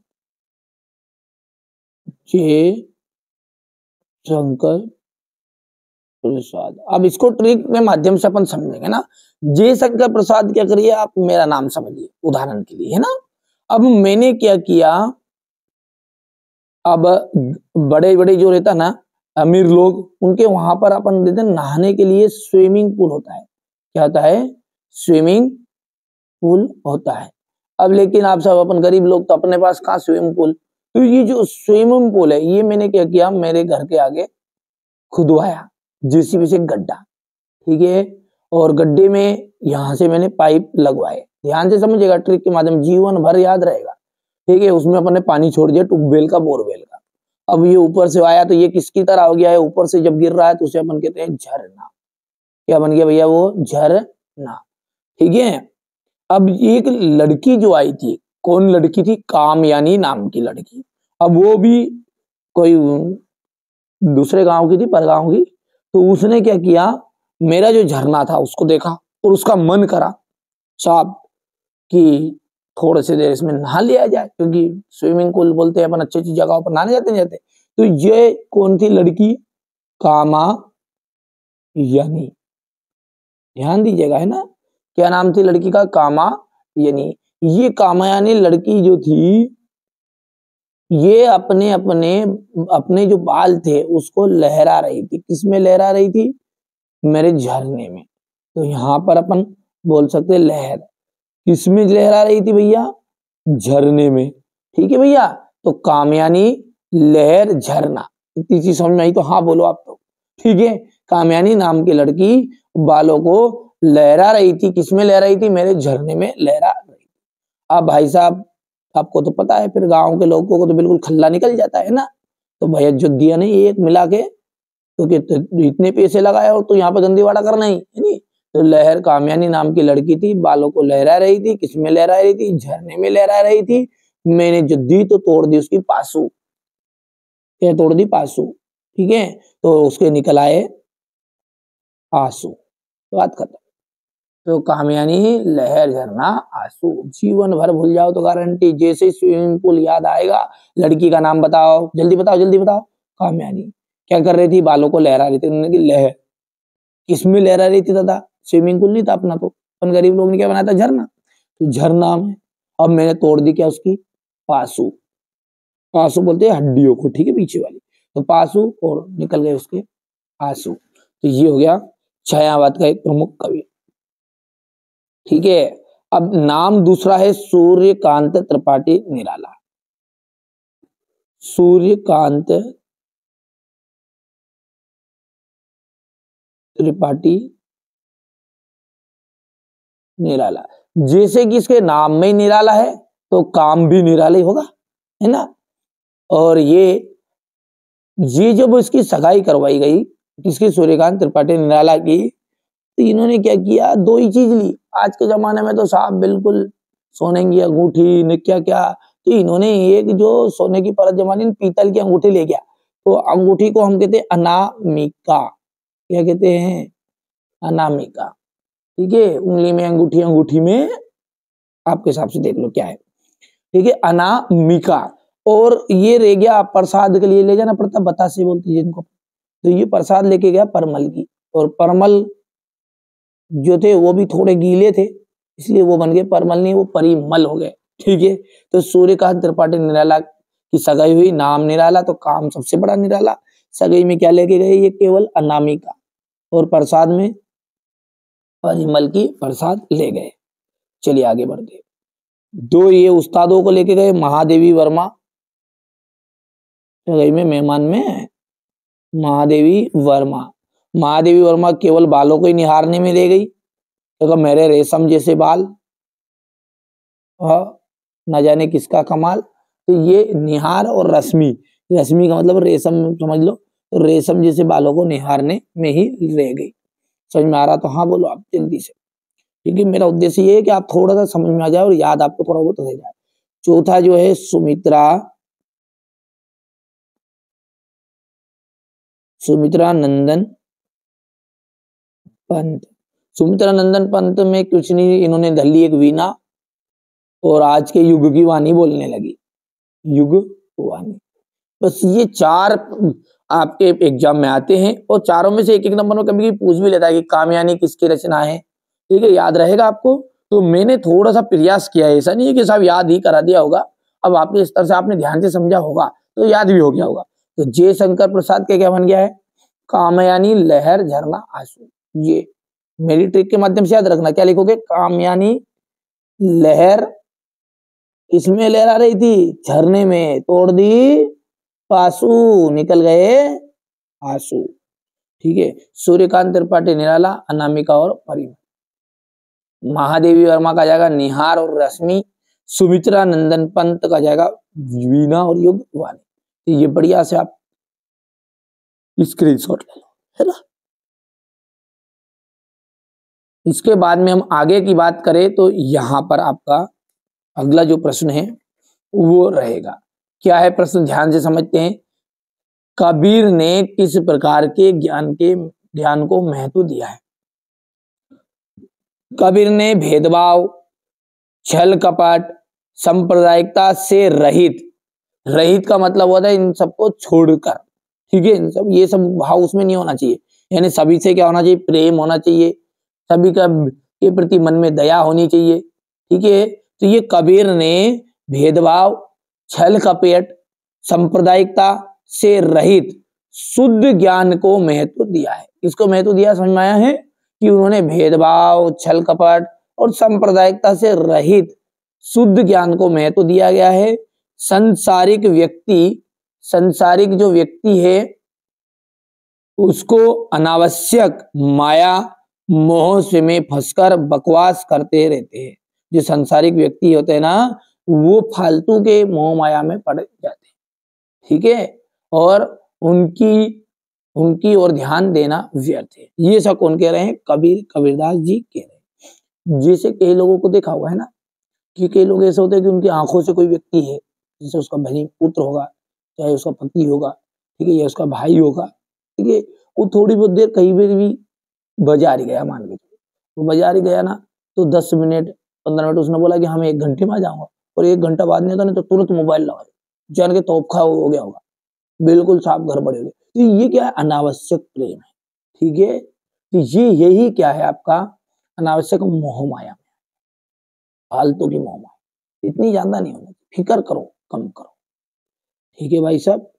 तो कबीर ने भेदभाव, क्योंकि भैया है ना, जो आया है सो जाएगा, राजा रंग फकीर, कोई सिंहासन चढ़ी चला, कोई बंधा जंजीर। क्या समझ में आया आपको? इसको बोला आया है सो जाएगा, राजा रंग फकीर, चाहे आप राजा हो, कोई देश रंग हो, या आप फकीर ही हो, आप एक बार धरती पे आए हो तो आपको एक ना एक दिन ये जीवन त्याग के जाना पड़ेगा।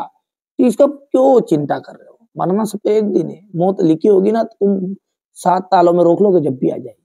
तो फालतू की चिंता मत करो, चाहे आपका पुत्र हो, चाहे पति हो, भाई हो, बहन हो, ठीक है, प्रेम रखो, ऐसा नहीं है, पर इतना प्रेम नहीं कि साहब बिल्कुल, है ना। तो ये तो क्या है? अनावश्यक प्रेम है। कबीर ने भेदभाव, छल कपट, सांप्रदायिकता से रहित शुद्ध ज्ञान को महत्व दिया है। संसारिक व्यक्ति अनावश्यक मोह माया में फंसकर बकवास करता रहता है, ठीक है, और उनकी ओर ध्यान देना क्या है? व्यर्थ है।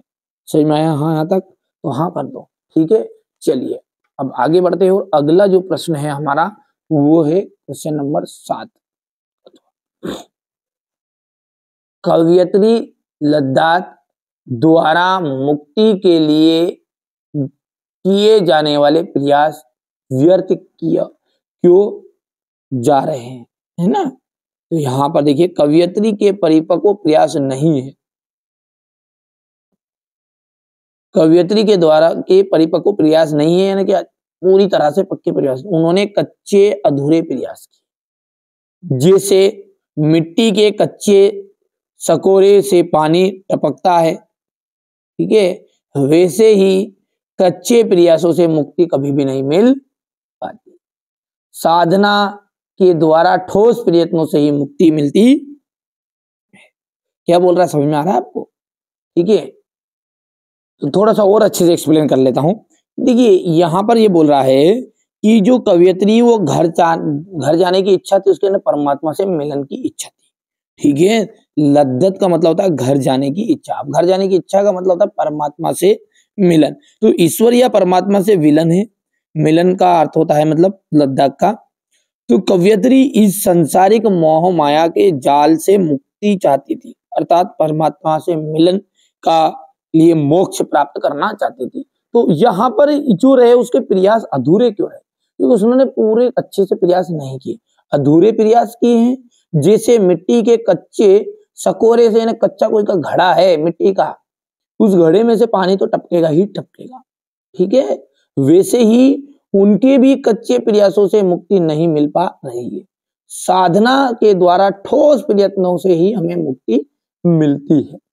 अब अगला प्रश्न है आपका, आपके विचार से स्वतंत्रता सेनानियों और अपराधियों के साथ एक सा व्यवहार क्यों किया जाता होगा? ठीक है, तो देखिए स्वतंत्रता सेनानी जो थे ना, वो ब्रिटिश शासन तथा उनके काले कारनामों का और अन्याय अत्याचार का विरोध करते थे। जो हमारे स्वतंत्रता सेनानी थे वो किसका विरोध करते थे? ब्रिटिश शासन का। क्यों करते थे? क्योंकि उनके जो काले कारनामे थे उनका, ठीक है, उनका जो अन्याय करते थे वो किसानों पर, ठीक है, व्यापारियों पर, जो अन्याय करते थे, अत्याचार करते थे, उनका विरोध करते थे। परंतु जो बातें सेनानियों को अनुचित लगती थी वे ही बातें ब्रिटिश शासन के कानून में थी। ठीक है, जो हमारे स्वतंत्रता सेनानियों को अनुचित लगती थी ना, वही ब्रिटिश शासन के कानून में थी, उनके लिए हितकारी। तो उनका उल्लंघन करना ब्रिटिश शासकों की नजर में क्या था? अपराध था। जो कानून का तोड़ रहे थे और वो उचित था, और उनके कानून ऐसे थे कि अनुचित थे जो गरीब जनता के लिए। तो उनका जो उल्लंघन करना ब्रिटिश शासन की नजर में एक अपराध था। इसलिए जिन्हें वे स्वतंत्रता सेनानी मानते थे वे उनके लिए अपराधी थे। जिन्हें हम स्वतंत्रता सेनानी मानते हैं वो उनके लिए कौन थे? अपराधी थे। इस कारण से उनके साथ तथा अपराधियों के साथ एक सा व्यवहार किया जाता होगा। तो ये आपका क्वेश्चन था। यहां से आप बढ़िया से कंप्लीट करिएगा इसको, है ना। नोट्स आप तैयार करिएगा, है ना। सबसे बढ़िया चीज है नोट्स। तो स्क्रीनशॉट आप लेते चलिएगा, ठीक है। मेघ रूपी मेहमान के आने से वातावरण में क्या परिवर्तन हुए? तो देखिए, मेघ रूपी जो मेहमान है, मेघ है ना, बादल है, बादल आए तो भाई साहब ग्रामीणों की हलचल की तेज हवा चलने लगी। यानी ग्रामीणों की में जो हलचल है ना, उनमें तेज हवा चलने लगी, ठीक है। और आंधी आने से पेड़ पौधे झुकने लगे, धूल उड़ने लगी, ठीक है। परिवर्तन आया, ध्यान से देखिएगा। ग्रामीणों में हलचल, ठीक है, होने लगी, तेज हवा चलने लगी, ठीक है भैया, धूल उड़ने लगी, तालाब पानी से भर गए, ठीक है, और बिजली चमकने लगी, पानी बरसने लगा। ये समस्त वातावरण गतिशील हो उठे। यहां से इसका स्क्रीनशॉट ले लिया। थोड़ा सा मुझे डाउट है, यहाँ पर बच्चों ने इसको गड़बड़ लिख दिया है, इसको एक बार जरूर आप देख लीजिएगा, है ना। लता ने बादल रूपी मेहमान को किस तरह देखा और क्यों? लता ने जो है ना बादल रूपी मेहमान को किवाड़ की ओट से देखा। किवाड़ का मतलब क्या होता है? जो हमारा गेट होता है ना, गेट की किनार, उस पे से झांक कर देखते ना, वही चीज। लता ने बादल रूपी मेहमान को किवाड़ की ओट से देखा। मेहमान पूरे 1 साल के बाद आया है, ठीक है, इसलिए वहां उसे देखने के लिए बहुत उत्सुक है। वहां अपनी माँ के यहाँ है, ठीक है, इसलिए खुले में नहीं मिल सकती, वहां ओट से उन्हें देखती है। तो लता ने बादल रूपी जो मेहमान है उसे, यानी कि यहाँ पर नायिका बताया है। नायिका का मतलब होता है कि प्रेम की करने वाली, नायक और नायिका, है ना। तो ये बादल को है ना नायक समझाया है। यहाँ पर क्या बताया है? बादल को नायक, है ना, पति के रूप में, सीधी सी बात कहूं तो ये लता जो है बादल रूपी मेहमान को किवाड़ की ओर से देख रही है। मेहमान पूरे 1 साल के बाद आया है, इसलिए वहां उसे देखने के लिए बहुत उत्सुक है। वहां अपनी माँ के यहाँ पर है, इसलिए सामने नहीं आ सकती, ओट से ही देख रही है। चलिए, तो अब आगे बढ़ते हैं और अगला जो है वो देखिए, पाठी मुक्तक और गे मुक्तक में अंतर आपका है। तो देखिए, पाठी मुक्तक बहुत ही सिंपल है। पाठी जो मुक्तक होते हैं ना, वो पढ़े जाते हैं। क्या होते? पाठी मुक्तक पढ़े जाते हैं, गे मुक्तक गाए जाते हैं। समझ में आया है? पाठी मुक्तक क्या होता है? पढ़े जाते हैं, गे मुक्तक गाए जाते हैं।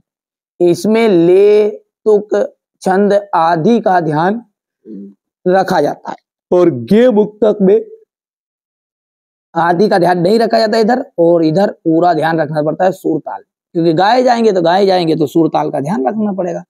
इसमें एक ही भाव की गहनता है और इसमें संगीतात्मक की गहनता होती है। इसके कवि कबीर और रहीम बिहारी आदि हैं। इसके कवि सूरदास, मीराबाई और तुलसीदास। समझ में आया आपको इतना कि पाठी मुक्तक क्या है? पढ़े जाएंगे, गे मुक्तक गाए जाएंगे। इसमें ले, तुक आदि छंद का ध्यान नहीं रखा जाएगा, इसमें रखा जाएगा। इसमें एक ही भाव की गहनता होगी, इसमें संगीतात्मकता की गहनता। इसके कवि बिहारी, कबीर, रहीम है, और इसके कवि सूरदास, तुलसीदास जी है। बढ़िया से आप तो कंप्लीट करते जाओ ताकि कम समय में पूरी जानकारी मिल जाए, यही मेरा उद्देश्य है। वीर रस की परिभाषा लिखते हुए एक उदाहरण देना। वीर नाम में क्या लग रहा है, वीर, ठीक है। तो हम कहेंगे कि जहां पर किसी युद्ध की घोषणा का प्रसंग सुनकर, उत्साह से भरे गीत सुनकर, हृदय में उत्साह का भाव, ठीक है, जैसे कोई सा भी ऐसा सॉन्ग है, ऐसा राष्ट्रीय गीत है जिसको सुनकर ना बुंदेले हर बोलो के मुख से हमने सुनी कहानी थी, अरे खूब लड़ी मर्दानी वो तो झांसी वाली रानी थी, ठीक है। इस तरह से मन में क्या है, आपके उत्साह जाग रहा है। यानी कि उदाहरण को हम समझेंगे पहले जिससे समझ में आएगा। वहां खून कहो किस मतलब का, जिसमें उबाल का नाम नहीं, और वो खून कहो किस मतलब का, जो आ सके देश के काम में। तो ये जो है ये वीर रस है, उत्साह से भरे बुंदेले अरमोलों के मुख से हमने सुनी कहानी थी, खूब लड़ी मर्दानी वो तो झांसी वाली रानी थी, ठीक है भैया। तो जहां पर हम किसी भी युद्ध का प्रसंग सुनते हैं, कोई भी ऐसी घोषणा सुनते हैं तेजस्वी, जैसे श्री कृष्ण के सुन वचन अर्जुन क्रोध से जलने लगे, तो ये सब शोक बोल अपना करतल युगल मरने लगे, ठीक है। तो ये क्या है, ओजस्वी घोषणा है, उत्साह से भरे गीत हो, भजन हो, जो अपने मन में उत्साह भर दे, राष्ट्रीय गीत हो, तो इस तरह का रस आपका वीर रस कहलाएगा। स्क्रीनशॉट ले ले तुरंत, जहां से ये उदाहरण है। आगे बढ़ते हैं और अब यहाँ से अपन है ना सेट सी को पहले अच्छे से सोल्व करेंगे। पूरा सॉल्यूशन मैं आपको हर एक सेट का प्रोवाइड करा रहा हूँ, बढ़िया से आप तो तैयारी करो, बिल्कुल मेरी जवाबदारी, आपको अच्छे अंक प्राप्त होंगे। सुमित्रा नंदन पंत किसके कवि माने जाते हैं, छायावाद के। सर्वेश्वर दयाल सक्सेना किसकी रचना है, सर्वेश्वर दयाल रचना की, सर्वेश्वर दयाल जो सक्सेना है उनकी जो रचना है वो है काट की घंटिया। वीर रस का स्थायी भाव, थोड़ा सा बड़ा कर देता ना, अच्छे समझ में आएगा सभी बच्चों को। वीर रस का जो स्थायी भाव है वो है उत्साह। तिब्बत में अधिकतर जमीन किसको दे दी जाती है, जागीरदारों को। रचना के आधार पर वाक्य के कितने भेद होते हैं, तो 3 भेद। मृदुला गर्ग की जो रचना है वो कौन सी है, मेरे संग की औरतें। यदि हम बात करें कोयल तुम किसका संदेश देना चाहती हो, जिसके कारण स्थायी भाव जागृत हो, वहां कहलाता है आपका आलंबन। अभिमान में जो मान है, अभिमान मान जो है वो है प्रत्यय। उमा ने बीए की परीक्षा पास कर ली थी। महादेवी ने को एक कविता पाठ पर चांदी का जो कटोरा है वो मिला। एकांकी में 1 अंक होता है। चलिए तो अब आगे बढ़ते हैं और अगला जो प्रश्न है उसको अपन अच्छे से समझते हैं। यहां से आप देख सकते हैं चारू चंद्र की चंचल किरणें, ठीक है। तो चारू चंद्र की चंचल किरणें हो जाएगी अनुप्रास अलंकार का उदाहरण, ठीक है भैया। बिहार, जाबिर हुसैन, मात्र ही भर, निपात शब्द आ जाएगा। प्यारे लाल शर्मा, स्वतंत्रता सेनानी। नाटक जो सम्राट है वो जयशंकर प्रसाद आपके रहे। संसाधनों का अपव्यय हो रहा है। अब है सत्य सत्य। छायावादी काव्य में प्रकृति का मानवीकरण किया गया है, सत्य। दोहा मात्रिक छंद है, सत्य। एक टोपी पर 2500 जूते न्योछावर होते हैं, असत्य। किरण शब्द का पर्यायवाची रश्मि है, बिल्कुल राइट बात है आपकी। ये सत्य सत्य आप कंप्लीट करें, क्योंकि अपना जो फोकस है वो पूरे सॉल्यूशन पर रहेगा, तो इसमें समय गंवाते हुए ना, बिल्कुल। अब आगे बढ़ते हैं, ये आप पढ़ सकते हैं। मरकत से खुले डिब्बे जैसा क्या है, पर्वती ग्राम, ठीक है। स्थायी भाव को जगाने वाले तथा उद्दीपित करने वाले कारक क्या कहलाते हैं, उन्हें कहते हैं अपन विभाव। क्या कहते हैं उसे, विभाव। महादेवी के परिवार में हिंदी को कौन लाया, महादेवी वर्मा की माताजी। उपसर्ग शब्द कहां जुड़ता है, शब्द के पहले। विवाह को बिजनेस कौन कहता है, गोपाल प्रसाद। नाटक में कितने अंक होते हैं, अनेक अंक होते हैं। अब ये क्वेश्चन नंबर जो 6 है, यहां से मैं आपको पूरा सॉल्यूशन दे रहा हूं, बढ़िया से घबराइए मत, अच्छे से तैयारी करिएगा। चलिए तो देर किस बात की है, फटाफट से सॉल्यूशन पर हम चलते हैं।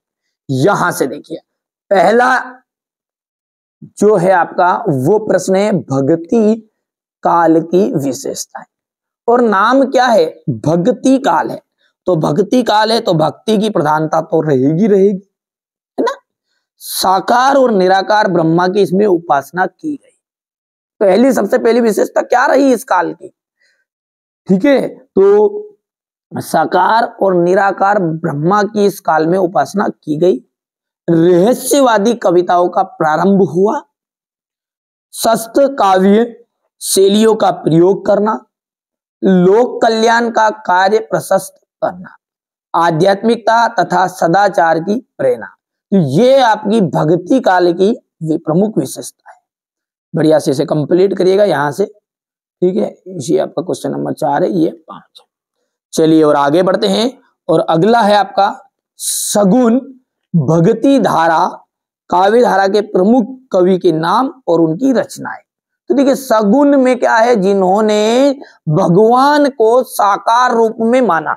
अच्छा साकार रूप कौन सा, एक कबीरदास जी थे, उन्होंने भगवान को तो माना, ईश्वर को माना, ऐसा नहीं है कि नहीं माना है, ठीक है। आजकल जो है उनका अलग ही उपदेश दे रहे हैं कई ग्रंथ वाले।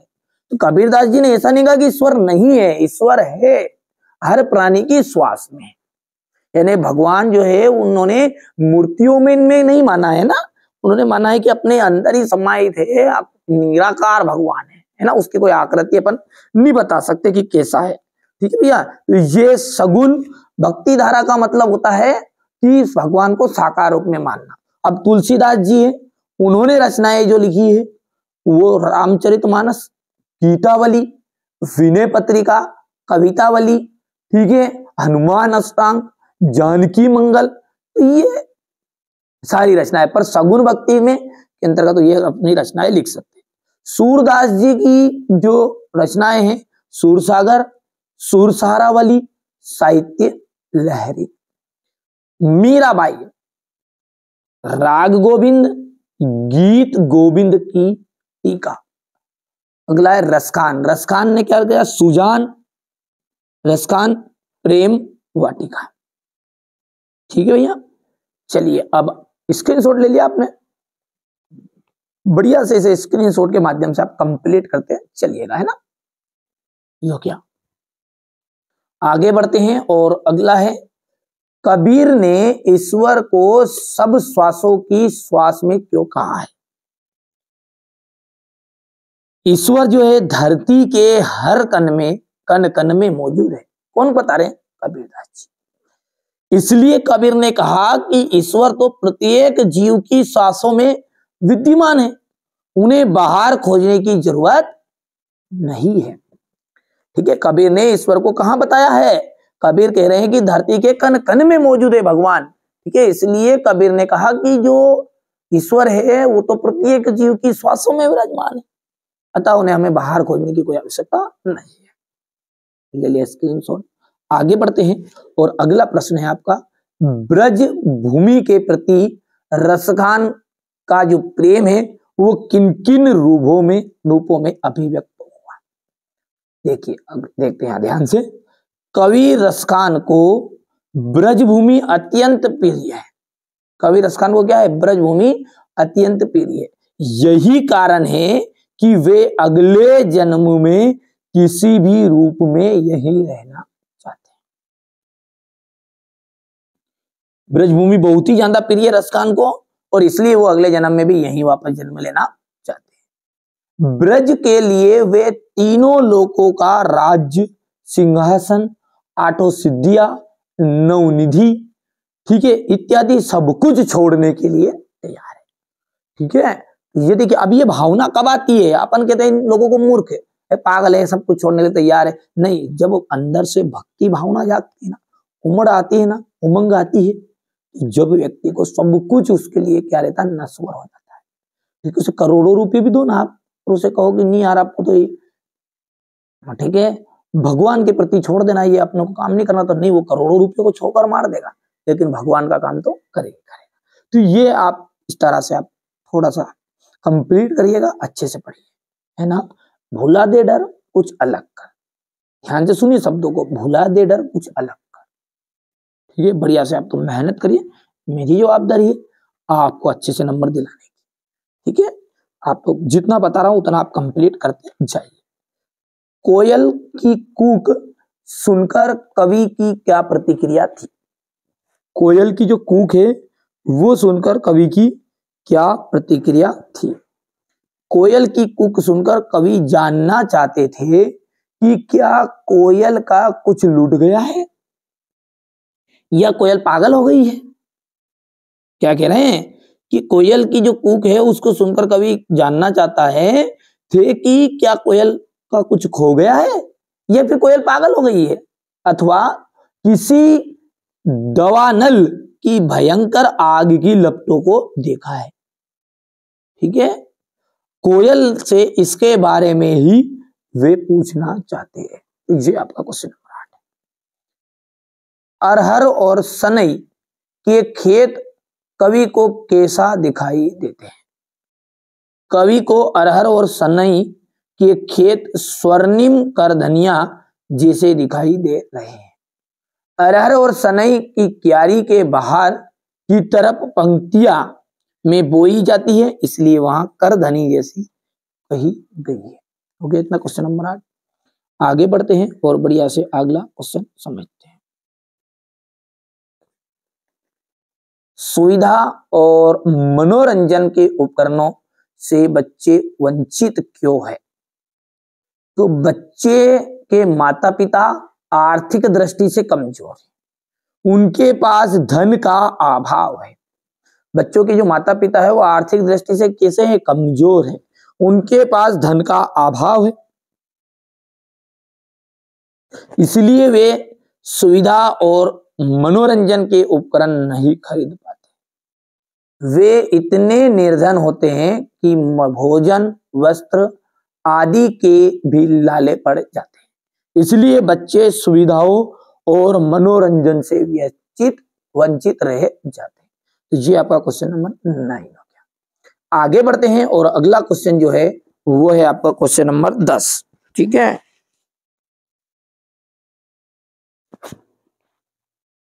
हथकड़ियों को गहना क्यों कहा गया है? तो गहने जो है ना, गहने श्रृंगार साज सज्जा के लिए पहने जाते हैं, यानी कि सुंदरता के लिए गहने पहनाए जाते हैं। अब इनसे पहनने वाले की शोभा बढ़ती है।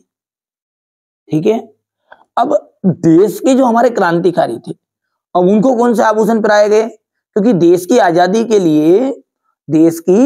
आजादी के लिए हथकड़ियां उन्होंने पहनना गौरव की बात कही है ना। भले हम हथकड़ियां पहन लेंगे ब्रिटिश सरकार के द्वारा, पर लेकिन हम देश को आजाद कराएंगे, इस भावना उन्होंने रखी। तो उन्होंने कहा कि हम देश की आजादी के लिए हथकड़ियां पहनना गौरव की बात है, इसलिए कहा गया कि हथकड़ियों को तो गहना कहा गया है, क्योंकि ब्रिटिश शासनकाल में ये हथकड़ियां क्या थी? गहना थी। समझ आई बात आपको? चलिए अब आगे बढ़ते हैं और अगला जो प्रश्न है वो क्या है आपका? महाकाव्य किसे कहते हैं? क्या है महाकाव्य किसे कहते हैं? हिंदी के महाकाव्यों के नाम बताइए, कोई भी 2-3। ठीक है, देखिए महाकाव्य उसे कहते हैं जो जैसा हमारा रामचरितमानस है, कामयानी है, साकेत है, ये क्या है? इनमें पूरे जीवन का चित्रण है। तो ऐसा काव्य जिसमें संपूर्ण जीवन का चित्रण होता है, क्या होता है?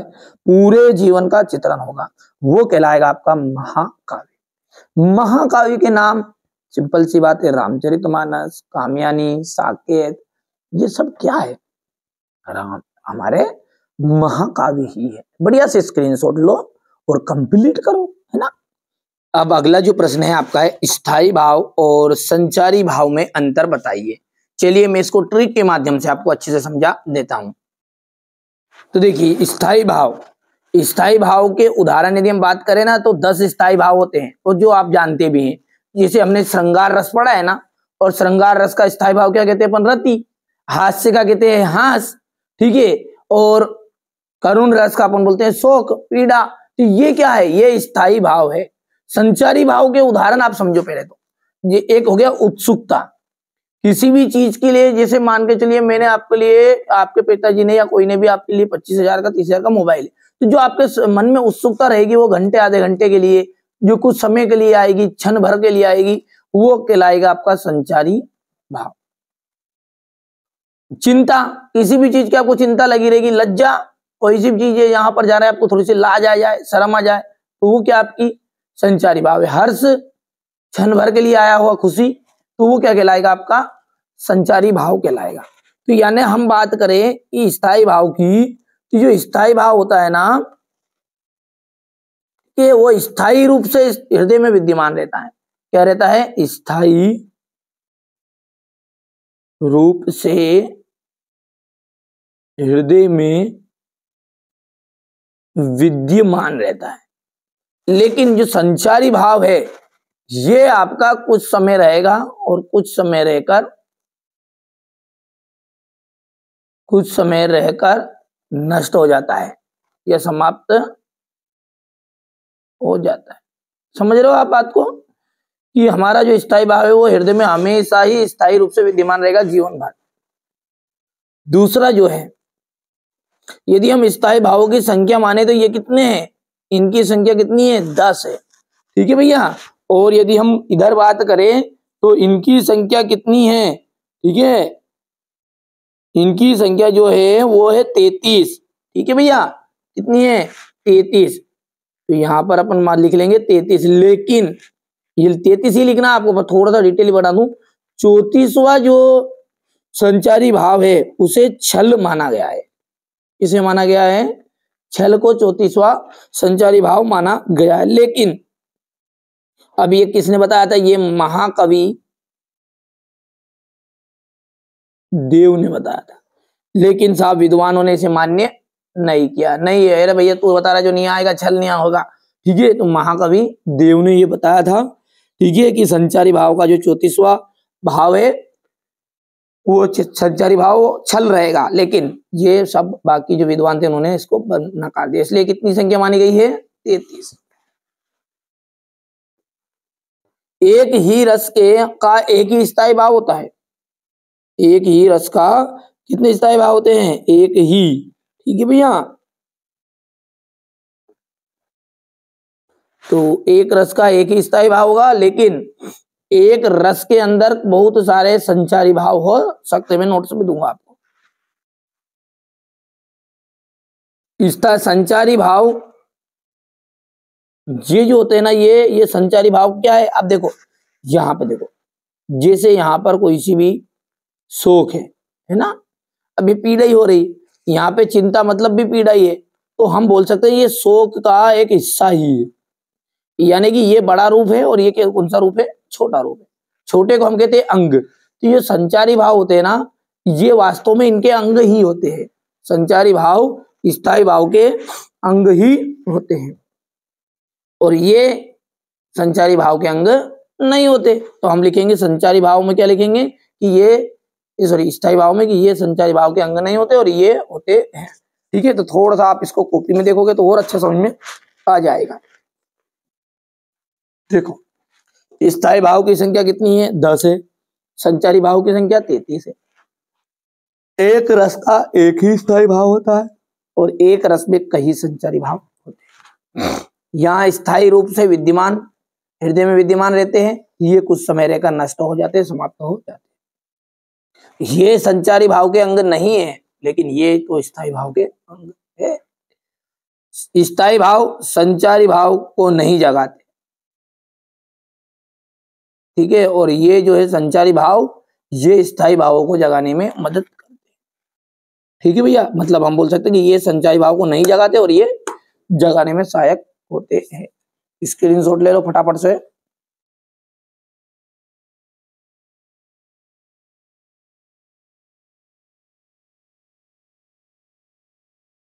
चलिए अब आगे बढ़ते हैं और अगला जो प्रश्न है वहां पे यहां से देखते हैं।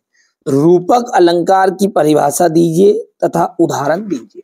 रूपक अलंकार, जहां उपमेय या उपमान को एक रूप मान लिया जाए। उपमा मतलब क्या होगा? उपमेय कौन है? जिसकी तुलना की जाए। ठीक है, और जिससे की जाए वो कहलाएगा आपका उपमान। ठीक है, यहाँ पर लिख भी दिया है मैंने ये कि ये उपमेय कौन होता है, जिसकी तुलना की जाए, और उपमान जिससे उसकी तुलना की जाएगी। जैसे मैया, मैं तो चंद्र लेहूं, चंद्र खिलौना लेहूं, पायो जी मैंने राम रतन धन पायो। तो यहां पर राम जी की जो तुलना की गई है वो किससे की गई है, धन से, रतन से की गई, हीरा मोतियों से की गई है ये। ठीक है भैया, तो जहां उपमेय को एक ही रूप में मान लिया जाए वहां रूपक अलंकार होता है। उदाहरण आप देख लेना यहां से। ठीक है, मैया मैं तो चंद्र खिलौना लेहूं, पायो जी मैंने राम रतन धन पायो। छंद आएगा आगे,